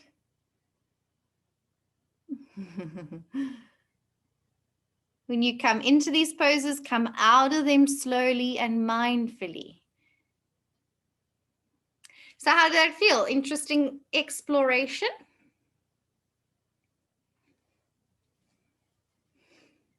Anyone have anything to share? I prefer this one over the extended one leg foot thing that we did earlier. I prefer this one. I would prefer holding my leg up in there. So I guess it's just whatever comes easier. Okay. And then I just want to show you, but you don't have to do this now. I would say if you've done quite a lot on your knees now, that maybe just back off a bit. But if you were doing a seated lotus, I will just show you the steps for that. If you want to do it with me and you're feeling stupid, go for it. Otherwise, yeah, so Marlene says her left hip hates it. Yeah, interesting, hey? So my left hip hates it as well, Marlene. So you'll see me only ever doing this on my right side. And if I need to do a lotus, I do it on the right. But it's not something I ever practice. Maybe once every 6 months, I'll do a lotus version, but often just one-legged lotus, because then it's cool. The double leg lotus, not something I ever really want to put myself into, just because my hips aren't insanely flexible. So I have to really work for it. And I haven't really much this morning. So let's see how this goes. Okay, so if I'm seated, let me tilt it down a little. Okay. So if I'm seated, you can kind of come from a cross-legged pose. And then what sometimes can be quite accessible is I'm going to do the same actions of moving my leg in, hip flexion, knee flexion, heel up, and then single leg lotus. So this is not so bad because there's not a second leg pushing down on this poor knee. And what's quite nice is my bottom foot is actually supporting it. So like we do with Hayden, we put blankets under her knees and then it takes her knee discomfort away. My foot is kind of acting as a prop. Okay. You could also have a block underneath. But if you're starting to prop a lot, I'm questioning why are you even doing the pose? But That's the idea. So this should be fairly okay for some. If the knee is very high like this, I wouldn't even bother. Then there's no point in being here. It's just going to be uncomfortable. Just sit with your legs crossed. Okay. If I am going through, if I'm trying to move into full lotus, okay, this right knee should be on the floor. Okay. If this right knee is not resting on the floor comfortably, you should never go and put this leg on top. Why do you think? Okay, I know you guys are very talkative today, so I'll just say, think about it. Why would you think? Unless anyone wants to shout out. If my leg is up here and then I put load on top, what is going to happen to my knee? You're going to put pressure on your knee. Exactly. It's going to put pressure on my knee. It's going to create a bit of torque, like twisting. And our knee is not a twisting kind of joint, so we don't want that. Okay. So if the leg is up here, question why are you even going near this pose? If the knee is comfortably on the floor, maybe then you put the other one on top. Okay. And then the heels are up towards the tummy, toes are turning out. And for me, you can see this hip is a bit tighter, so that knee not so comfortable. Okay. And then slowly release out of the pose. Okay. So more of an observation, single leg lotus, okay. If you're sitting on the floor, maybe you want to attempt that. Double leg lotus, not so okay. Okay. Any comments around that? Okay. So big exploration. And like Candace, can you see she just whacks into that? She's one of those people. She likes it. And her knees probably feel fine. She has a feeling in her hip flexors, which is just like more cool. If you can explore shapes like this, the wall is really nice. The wall is really nice and safe because you're not sitting. There's less load, there's less weight, there's less to go wrong, and it just is safer. Okay. So do you feel like you've had a nice exploration around lotus pose? And understand what's going on there. And most of all, the takeaways is a bit of a stupid pose and there's no benefit to doing it. It's more of a look thing. So everyone imagines yoga, people sitting in lotus, but the idea is it's not actually the most accessible pose. There's no benefit to doing it. It's not a hip external rotation beneficial pose. It's for those with very open hips already. Okay. Basically, the only pose I can do is the one that nobody cares about. This is interesting, Candace, but nonsense because actually you're getting all your poses now, so you can stop saying that now. Okay, so any questions around what around lotus? All good? Okay. Before I go any further, are there any questions of importance? Okay, so your poses that are in your review. Any questions around the back bends? Any questions around the arm balances? Any questions around the inversions? Or any pose? Okay, Alicia's got a question. Please ask. This is I saw that the pigeon is in both forward folds and then back bends. So is the back bend one more mermaid? correct. Okay, So so I I'll saw probably- mermaid in the other one as well. Exactly. Sorry. So I'm going to actually join them together. So we'll come into pigeon. I'll ask you to do it as a forward fold. And then we'll come back up and then I'll ask you to hold the back foot and do a quad stretch and then the option to move into mermaid. Okay, cool. Okay, cool. Thanks, Alicia. And then Candace, you have your hand. Okay, Julie, and then we'll come to you, Candace. Just a question about wheel, my pet hate. Mm. Is that part of the assessment? Because I saw it said somewhere like if it's right for your body or Yeah. whatever. So no, you don't have to do full wheel, and bridge is perfect. And then I'm going to give you the option to do full wheel if you want to, and if it's something that works for your body. But no, not important. You don't have to do full wheel. Okay, thanks. And then Candace. My question is around headless headstand and handstand. Good. When we need to do these poses, like, do we have a bit of time to like play and work into whichever version is working for us on that day? Because sometimes it's different. Sometimes we will get into it, sometimes we won't. Like sometimes you need to be facing the wall, not facing the wall. Like, well, we have some time to like Absolutely. just play around. Like, okay, there it is. Did you see it? Thanks. Exactly. So I'm going to give you the option. I'm happy for either version. So I'm totally cool. One day you're doing plank up the wall. Of course, I'm going to encourage you to work to kicking up against the wall. But Candice, how it's going to work next time I do the reviews with you guys, next Sunday, I think it is. I'm going to run it pretty much a bit like a mock exam. So we're going to speed through it quite quickly. I will guide you a bit more through some of the back bends and arm balances and the inversions, because we haven't done that as frequently. But already from that assessment, I'm going to have a gauge how you're looking and if I'm happy with all your poses. And if there's like one or two things that I'm like, okay, Candice, I'm not happy with your crow pose, I will let you know that day. So before the final exam, I'm going to basically be checking. I'm going to check Candice for that crow, and everything else I'm mostly happy with. So I'm going to already know by then headstand, handstand, kind of where you're at with that. So you kind of have like two attempts to kind of get everything that you want to execute through. But both are fine, and be understanding. I know what it's like. Oh, where'd you go? Okay, cool. That's awesome. That takes a bit of pressure off.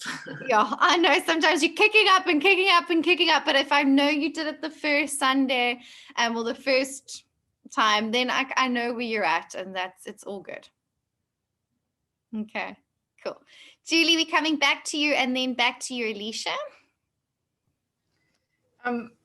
Just a question about, I messaged you in the week to say that I have a niggly shoulder, and I don't know, it's just like a weird rotator cuff ache or something. So I've been trying. Still going on.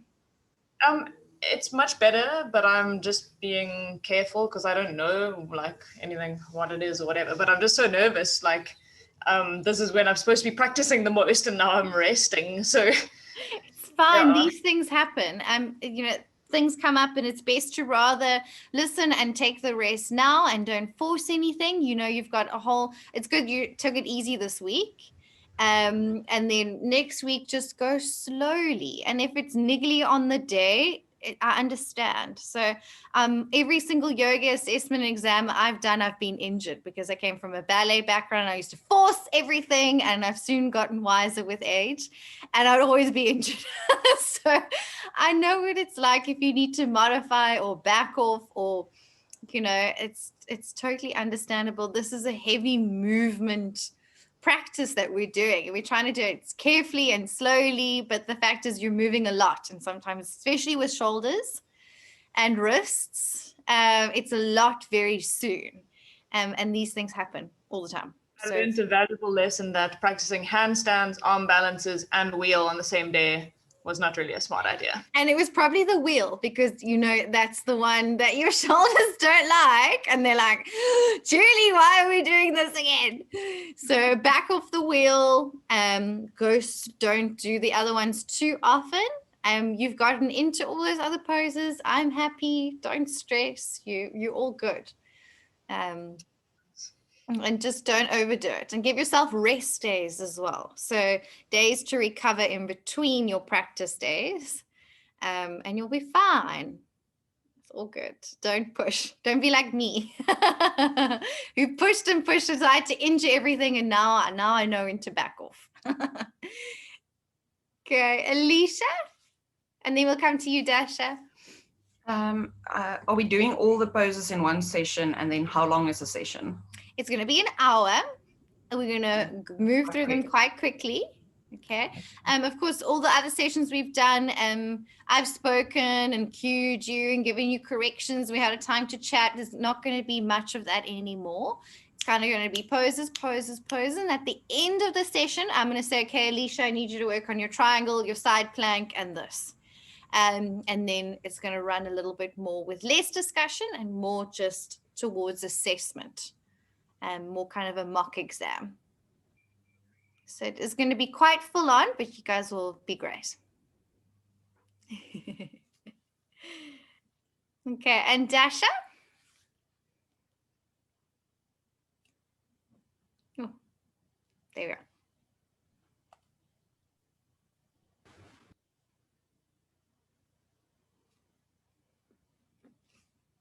You're managing to unmute there.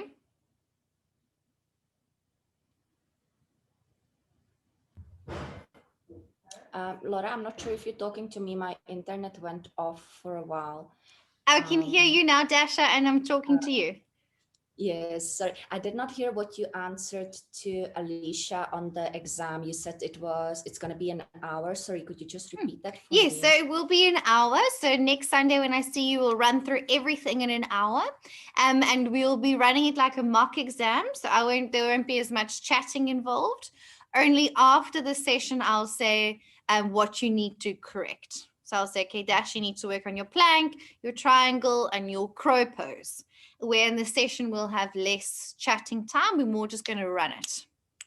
And the actual exam, it's one-on-one or is it small groups? as Small well? groups, exactly as you've done. Perfect. Okay, so And it's on the first, is it on the Sunday or is it on the Saturday? So coming up, I'll see you on the Sunday next weekend, and then your final weekend is on the Saturday. I think it's the 31st of October, if I'm not mistaken, is the day you finish. Okay, I'll have to chat to you about that. But I've got one question on posing as well. The difference between a king pigeon pose and mermaid, is it just in the binding of the hands? Pretty much, Or- yes. So mermaid, you're like this with your hands, and you've got your foot into the crook of your elbow. And then Okay. king pigeon pose, much, much harder. Both hands are overhead, and you're trying to hold your foot with your hands behind you. Okay, And sometimes, of course, as you've seen, we use the strap. You don't have to do that in the assessment. Mermaid is perfectly fine. Unless you've been working with the strap and you want to go for it, then you have that option as well. I'm also happy for you to just hold your back foot in a quad stretch.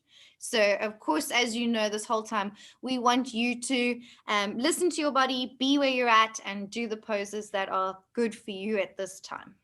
Is imperfect mermaid also fine?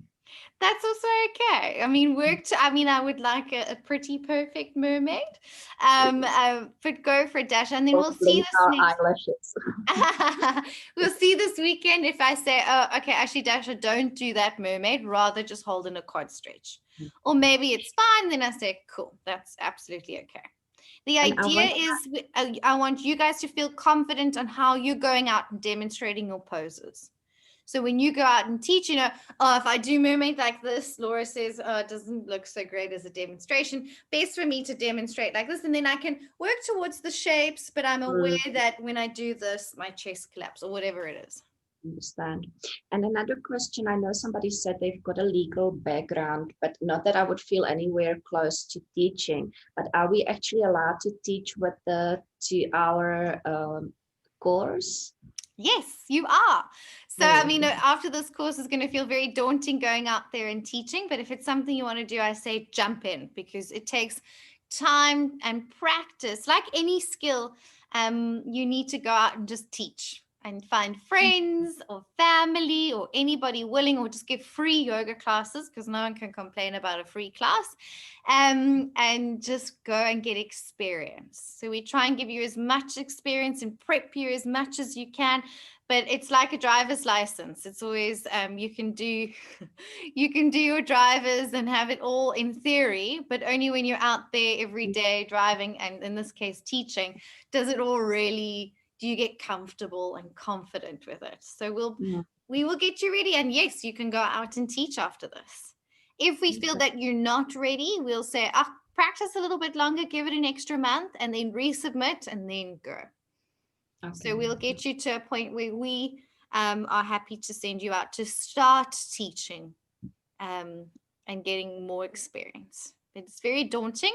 And if you want to teach, go for it. Because the sooner you get a few classes under your belt, it just gets easier. Yeah, I think few friends will suffer first. Yeah, you got to let your friends suffer. Anyone willing. you. Thank you. Pleasure, pleasure. It's quite a thing, but the more you do it, the easier it gets.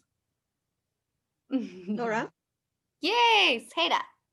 Sorry, I'm using a tablet today, so I don't know where the raise hands are and Oh, stuff. no, It's that's all a bit good. of a mess. It says here on the schedule, 24th, so next Saturday, it says teaching practicals with Taran 10 to 6. Is that like physical practicals, or how No, does that so work? that's when you will be, maybe you will use that time to record your teaching practical and send it to Taryn. Okay, so next Saturday we can record the practical and send it to her, and that's Yes, so there's you no have that class, it's just- Saturday for using that time to do your teaching practical. Okay. Okay. And getting it to, I think she wants it on that day as well, if I have the dates correct. So you use that time. Okay. I mean, of course, you can do it sooner if you're up for it, or you have someone willing. That's totally up to you. Okay. So Laura, just to make sure, so we don't have any classes next Saturday. We can just work on the practical. Fantastic. Exactly. Okay, cool. That's what it says. And it says Taryn won't be seeing you from 10 to 6. You'll be using that time to submit your practical. Okay. All right. Good. Please use this time to ask, because as I said, the next time we won't have as much time to chat. So this is our chat session to ask, to feel confident in the next few weeks going forwards, that you have everything you need. And of course, sequencing questions best to ask Catherine, teaching questions best to ask Taryn, although I'm happy to help you if there's any little things with the sequences, because I taught them to you and I also know them back to front if you have any questions, so you can always ask. Okay.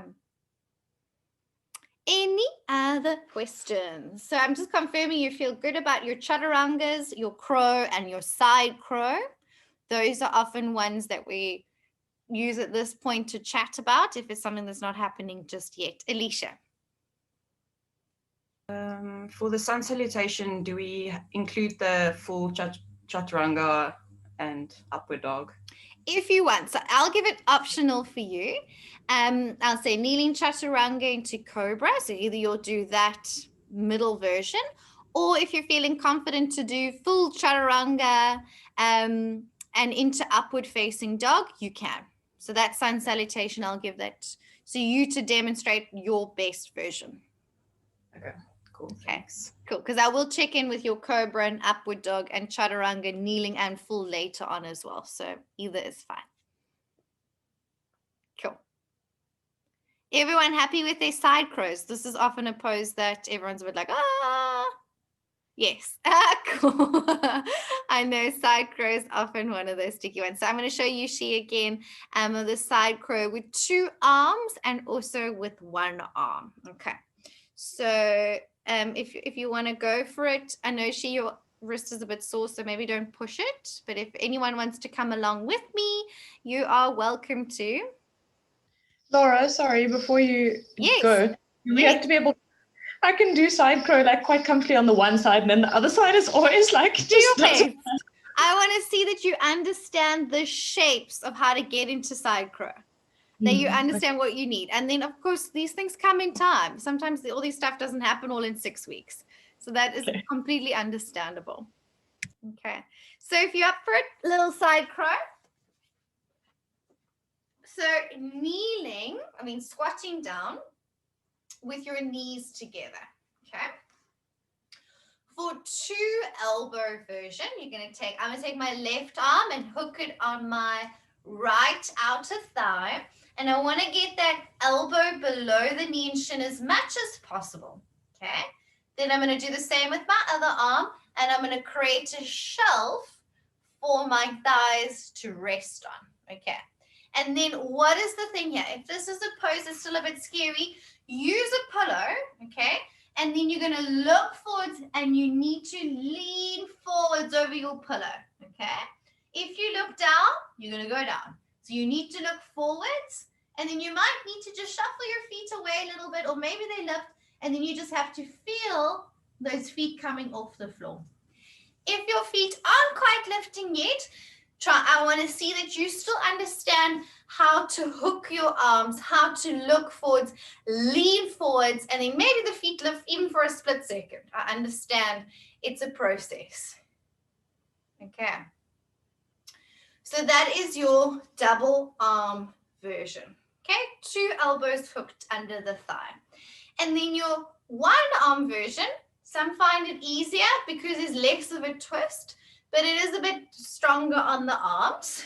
Okay, so Sorry, normally Laura, can I ask you, sorry, can Yes. I ask with the first version, so your hip muscle cannot lean on the other arm? Yes, it can, Dasha. So that version it can, yes. Okay. So that's why I call it 2 arms, because you're resting on both of your arms. Yes, okay, perfect. Thank you. Okay, so that's totally cool. And it's easier because you're using your arms like a shelf to balance on. So I recommend get that one first, especially if this is a tricky pose, and that'll be easier. Okay, so basically one arm holds the leg and the other arm holds your hip. Yes, pretty much, exactly. So you kind of got 2 arms to distribute that weight. Did that make sense? Did you see that? Okay. So she focused on doing it like that to start. And then just so we tick all the boxes, then of course you can also do it with one arm, okay? So this is a bit harder because you've got less of a shelf to balance on, using a bit more arm strength. So you can do 2 arms again if you want, or I'm just going to again hook my left arm on my right outer thigh. Make sure that arm is wedged. My right hand goes out, maybe slightly wider than shoulder distance. And my weight is going to go forwards in front of both hands, like a triangle, right? I stick my head forwards to make that triangle. I look forwards, lean forwards, and lift the feet. Okay, and that one sometimes requires a little bit more strength in the arms, where the other one is a bit more of a twist. So, you know, different bodies might find one or the other easier. Okay. Yes, Melissa. Are we supposed to try both arm versions for this? One or the or- other. One or the Okay. other. So if you double arms is cool. If you can do single arms, do that. Okay. Okay, Shi, are you feeling more confident with that? Okay, perfect. Sorry, Laura, can you just show the double arm one again? Because I got confused. I know After it you is a bit showed the confusing. different- That's why I asked you guys, how do you feel about your sacro? Because I know you guys at this point in the course. It's like, okay. Laura, how long do we need to last in there? As long as you can. If you're up for a split second, that's fine. That's You 2 can- seconds. That's 2 2 seconds seconds. count. It'll get longer. It'll get longer. Okay, so Candace, basically, if I'm sitting on the floor, I'm like this. Okay, so without even having to put weight on anything, I've got left arm hooked on my right outer thigh, and my right elbow is kind of underneath my hip, my outer thigh and hip. Okay, so both those elbows are wedged in there. Okay, and then you take it, yes, Candace? Yes, just like that. You've got it. And then you just have to bend your arms. So that's your bent shelf. Hands a bit wider so you feel like, yes.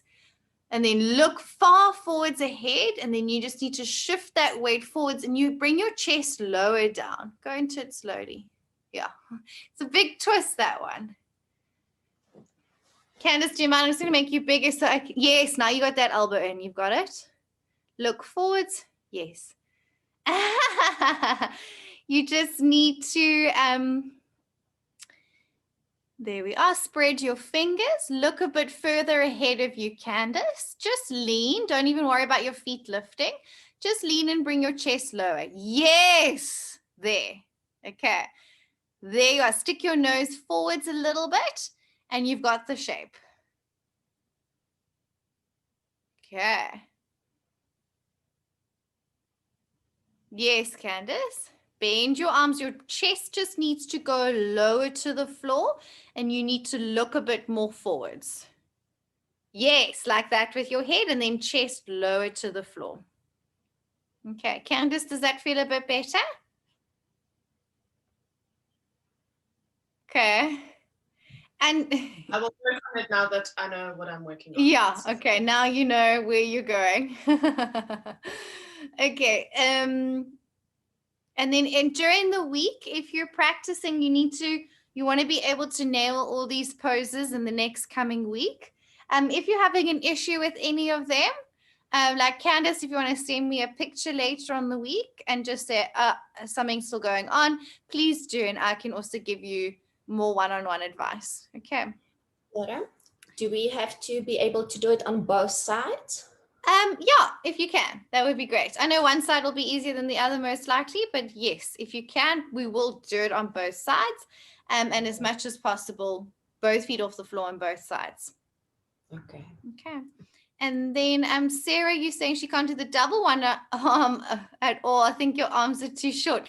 Ah, interesting, Sarah. Where are you? I'm just finding you. Oh, there you are. I feel like it's so close to my body. I just fall straight forward because my arms are so short. So I feel the one and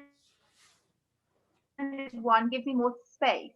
Exactly. So I'm so glad you shared that because for me as well, I also feel this double arm, I feel so squished up. And I feel like yeah.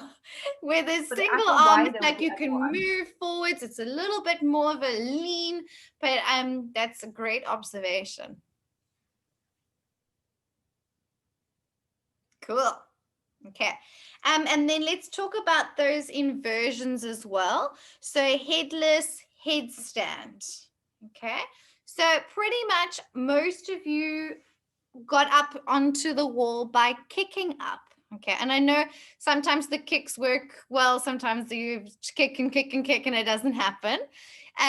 So you guys all feeling okay with your headless headstand? Should we give it a go just for fun and see what happens? Let's bring our mats to a wall and let's just go over our headless headstand and make sure we don't feel, or if there's any questions that come up, we can check in with that now.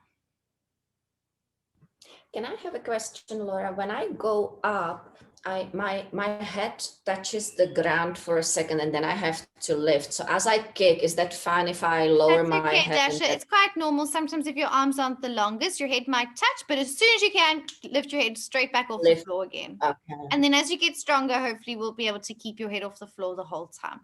Okay, cool. Okay, so when you're ready, find a wall. Remember the placement of your elbows. Don't let them be too wide.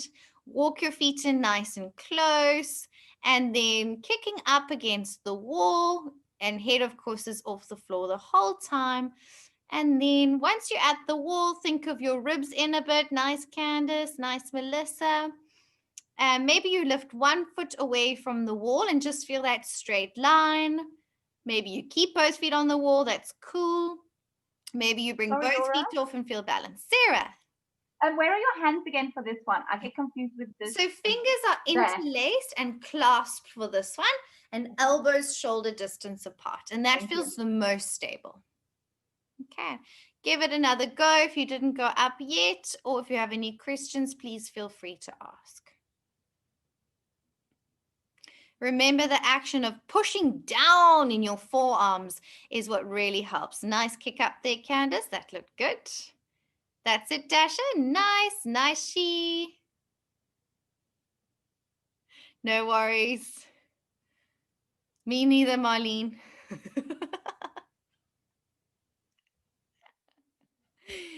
Okay. So we're feeling all right with that headless headstand. Do we need to hold it off the wall? No, you can stay on the wall. It's totally fine. Okay. Okay. Laura, can you just explain to us again what's the difference between this one and peacock? I feather know, peacock? they're so similar now. So remember, peacock, your hands are, we did it with the block. Our hands are like this and our elbows are, our forearms are parallel to one another. And it's a bit more of a back bend because our drishti is going to be forwards. where headless headstand, hands are clasped and the head is down, so no back bend. A little bows is okay, but the idea is no back bend, head is down, hands are together. That makes sense, Alicia? Yes, thank you. Cool. They are similar. But they, yeah, it makes sense. Thanks. Yeah, now that the head's off the floor, they get a bit more similar. But it's good because Yeah. the headless headstand's building that pincher strength, which is great. Cool. Yeah. And then just one quick one. For the reviews, how do you want us to be set up? Like Wherever to the you can. side? Okay. Wherever you can. I understand walls and cameras and coordinating is difficult. So anywhere is fine. I'm assessing that you can get up, that your hand placement is correct, and that you can get into it safely. Okay, cool. Anywhere is fine. Okay. Any other questions, headless headstand? Marlene? And then we'll come to you, Sarah. I think for me, sometimes it's more about obviously bringing awareness to drawing my ribs in when I'm on the version itself. So I struggle to kind of get that connection going while I'm there. Like, I don't know, do you have any tips or tricks or anything? Yes, because you're not the only one. Often we go upside down and the ribs tend to stick forwards, and it's often just your proprioception, as you're saying, like understanding where you are. So Marlene, what I like to do is just visualizing it with your back against the wall. So I will maybe be like this, and then I'm just going to think about bringing my ribs towards the wall with my eyes closed, because don't bring a visual thing into it. Think of ribs going back to the wall. And then when you're upside down and you're kicking up against the wall, try again to think ribs to the wall. Okay. That's my tip for that. Okay, you do it standing as well, but just create that visual in your mind, because it's not something you can see. It's not something you can feel. You have to see it in your brain. And then with like a slight posterior tilt. You can think a little bit around that. Yeah, you can think of tucking, but a lot of the times it's actually the ribs. It's like the lower part of the body that sticks forwards. If the posterior tilt helps you to bring that in, totally cool. I tend to find bringing the ribs in sorts it out. And bum off the wall. Yeah. Okay, cool. Okay. Often what happens is everyone leaves their bum behind you. So you got to actually bring the pelvis a bit more forwards into that straight line as well. But ribs towards the wall is the cue I often give. Okay. Any other question? Sarah. Sorry, Sarah. I'm not sure if you mentioned it. I just had to pop out now. I think you mentioned just like once we're there now, it's just a matter of practicing it to get your feet off the wall, just centering everything together. Yes, absolutely. So once you've kicked up against the wall, unfortunately the wall is behind you, so you tend to be in a little bit of a back bend like this, but it's fine because you're just getting upside down. So then you want to bring one foot off the wall and think of a straight line. Okay, just with one foot. Maybe you got to think of ribs in, pushing down through the hands, and then without quickly doing it, very slowly bring the second leg off the wall, and then squeeze your legs together and reach up through the balls of the feet. And then you'll probably fall down tons of times until you really feel where your perfect balance line is, where you stack up perfectly. So that just, it is practice. Practice, practice, practice. You'll get it. But slowly, one foot, then the other foot. What we tend to do is we get very excited and take the second foot off very quickly, and then pushes you down. So it's about one foot reaching up and then bringing the second leg to that. And it's so hard because you can't see yourself. So definitely video yourself when you do this. And then you go, because sometimes you think your leg is straight up and you're actually pointing it towards the floor side, and then you'll fall over. So it's helpful to see yourself from the side to see how everything is stacking over. Good luck. Okay. Dasha. Sorry, I just want to excuse myself. I have to run. No problem, Dasha. Bye. We're almost done. All good. Okay. So yes, Sarah. So now think of ribs to the wall, one foot and stretch it straight up. Oh, you just bounced. There we are. And then slowly the other foot and squeeze your thighs together. Slowly. Yay! Exactly. And then that little split second will become 2 split seconds, 3 seconds, 4 seconds, and then all of a sudden you'll feel centered. Well done. It's so exciting. You've all gotten so much stronger. Laura, my shoulder, which I've had a problem for about 5 years on and off, has gone. Like Strength. completely gone. My arms feel so much stronger. And It's amazing. And as I was going on about how I injured myself so much, it's because I wasn't strong. It's very flexy, very floppy flexy. And as soon as I got strong, no pain, no injuries. And it just really, strength is everything, hey? I've been That's- to physios and shoulder specialists, and they just said it's strength. And honestly, 5 weeks in my shoulder, I haven't had one pain this past week. It's like a miracle. Oh my God, that's so brilliant. Amazing. Thank you so much. And Literally I mean, changed it's my been life. like boot camp. The first week, I couldn't even hold him down with dogs. It was so sore. I remember. And now, yeah, it's Well done, Sarah. Yay. Okay, and then handstand. Okay, so sometimes a little bit trickier for some. Some of you guys feel it's easier to get up. Any questions around handstand? So you know you can do your plank on the wall and get closer, closer, closer to the wall. Candace, give me your question. I can't actually kick up in any of the options you gave us other than the gymnastic. No, Cool, standing. do that. Is that okay? Yeah, absolutely. I'll stick with that. 100%. The gymnastics waves rocks. Can you show us for those that aren't sure if you're up for it? No, you don't have I'll to. try. Okay, thank you. So Candace, this I think I touched on it with you guys. I can't remember, but Candace is going to use a little bit more momentum. Thanks, Candace. And she's going to reach her arms up overhead, and with more momentum, you can get up. And that's it. Yes. Brilliant, Candace. That is so cool. Because we need to understand our bodies, and sometimes a little bit more momentum gets you there. And then that is the yoga. Awesome, Candace. Thank you. Yay. Cool. Okay. So that's one way of getting up. If some of you are up for that, cool. Kick up or planks on the wall. How do we feel about handstand? Should we give it a go?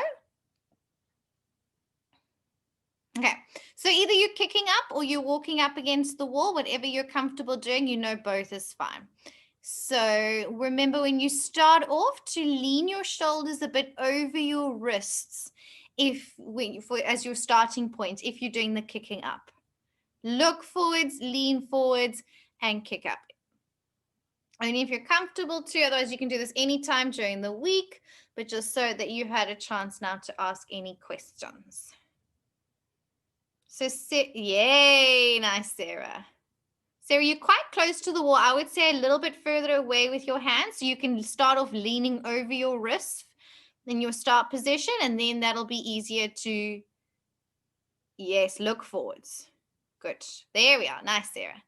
Yay, nice, she. Well done. And then your legs together, feet together when you're upside down. Cool.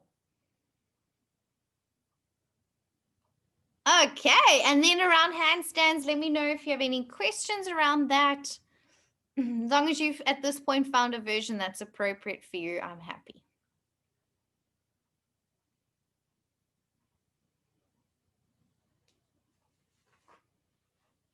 Happy?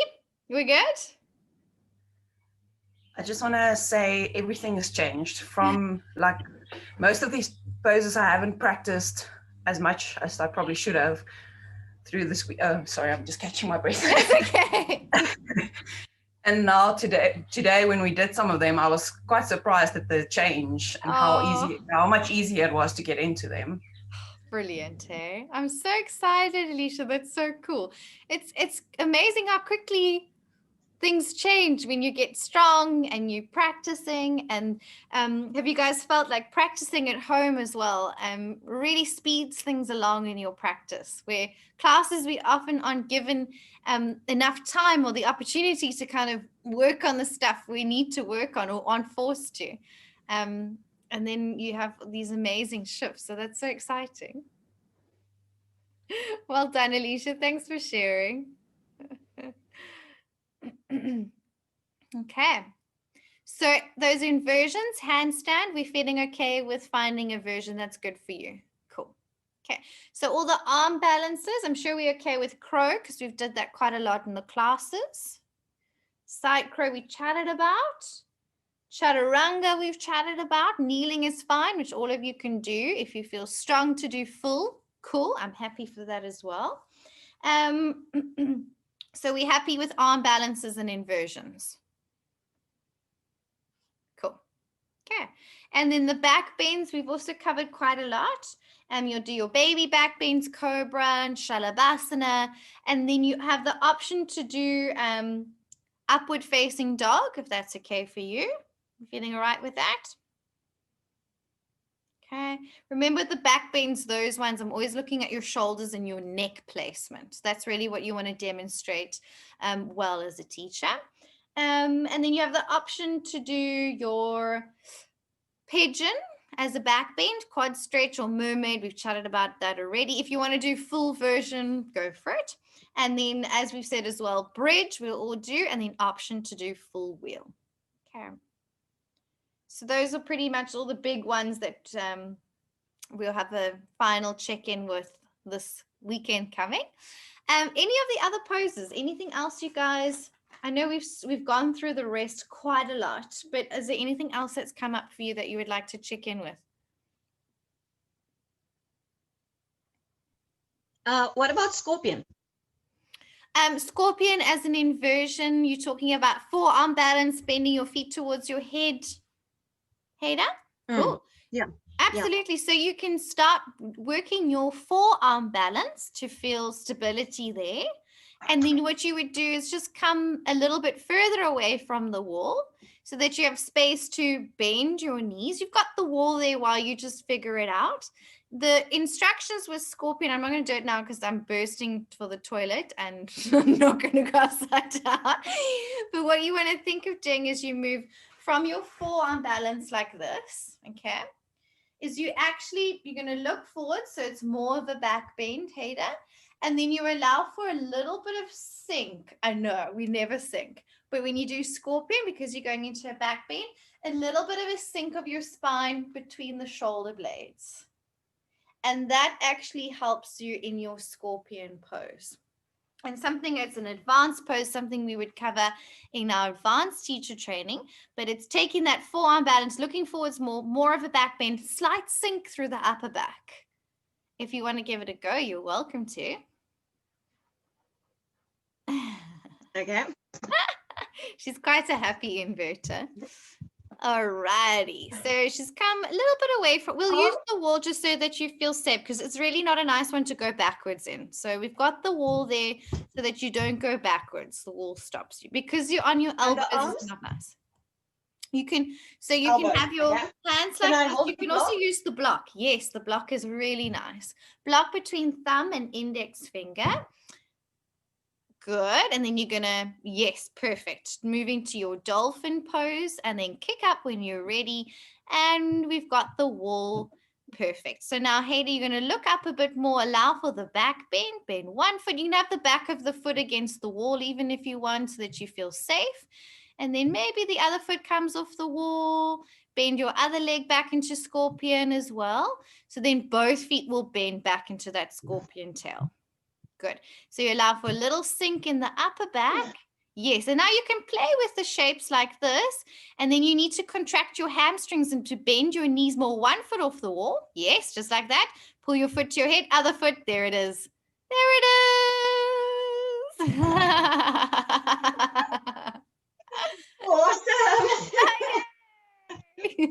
That's so cool. So with that, it's about pulling your foot to your head so you actually contract your hamstring muscles. And that's often the strength to get your toes towards your head. So your pelvis would normally be a little bit more over, but you got the shapes there and very fun to play. Well done. Yeah, the second I contracted my hamstrings, I could hold it. Exactly. For a second. Exactly. That's where it starts. And did you feel a little bit of sink in the upper back? Also just holds you in that back bend. Well done, Hayden. Yes. That was really fun. Okay, cool. Any other questions about any other poses? Okay.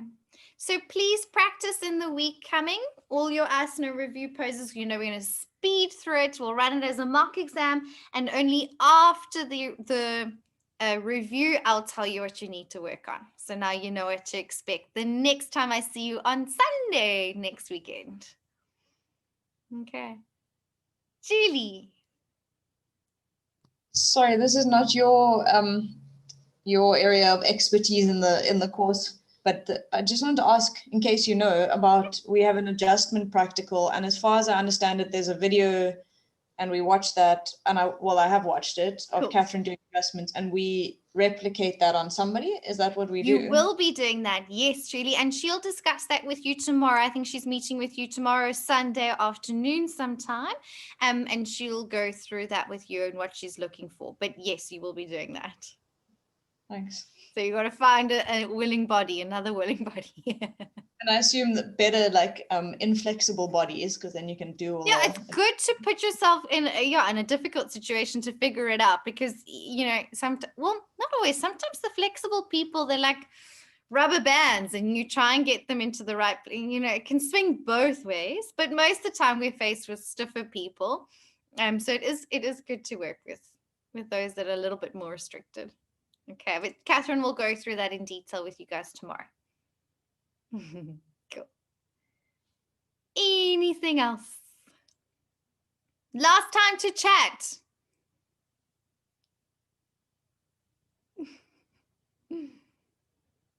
Cool. Well, I'm feeling very happy with you guys and your progress and how much stronger you've gotten. And I think it's all going exactly according to plan, and keep it up. And well done. It feels so unreal that we are already here. I know. So close to finishing, and it's so weird. Goes way too quickly, hey? As you guys have learned so much. I mean, like from weekend number 1, you were slammed with all that anatomy and all this information. And you've really like chewed it up and taken it in and used it. And you've really been an awesome group. Catherine and I have both really enjoyed working with you all. So you've done great. Okay. I will see you all next time. Enjoy the rest of the weekend. Have a lovely afternoon. WhatsApp me if you need anything, any questions, send me pictures. You know I'm there. And we'll chat soon. Thank you, Laura. Pleasure. In the way, Laura. Bye, everyone.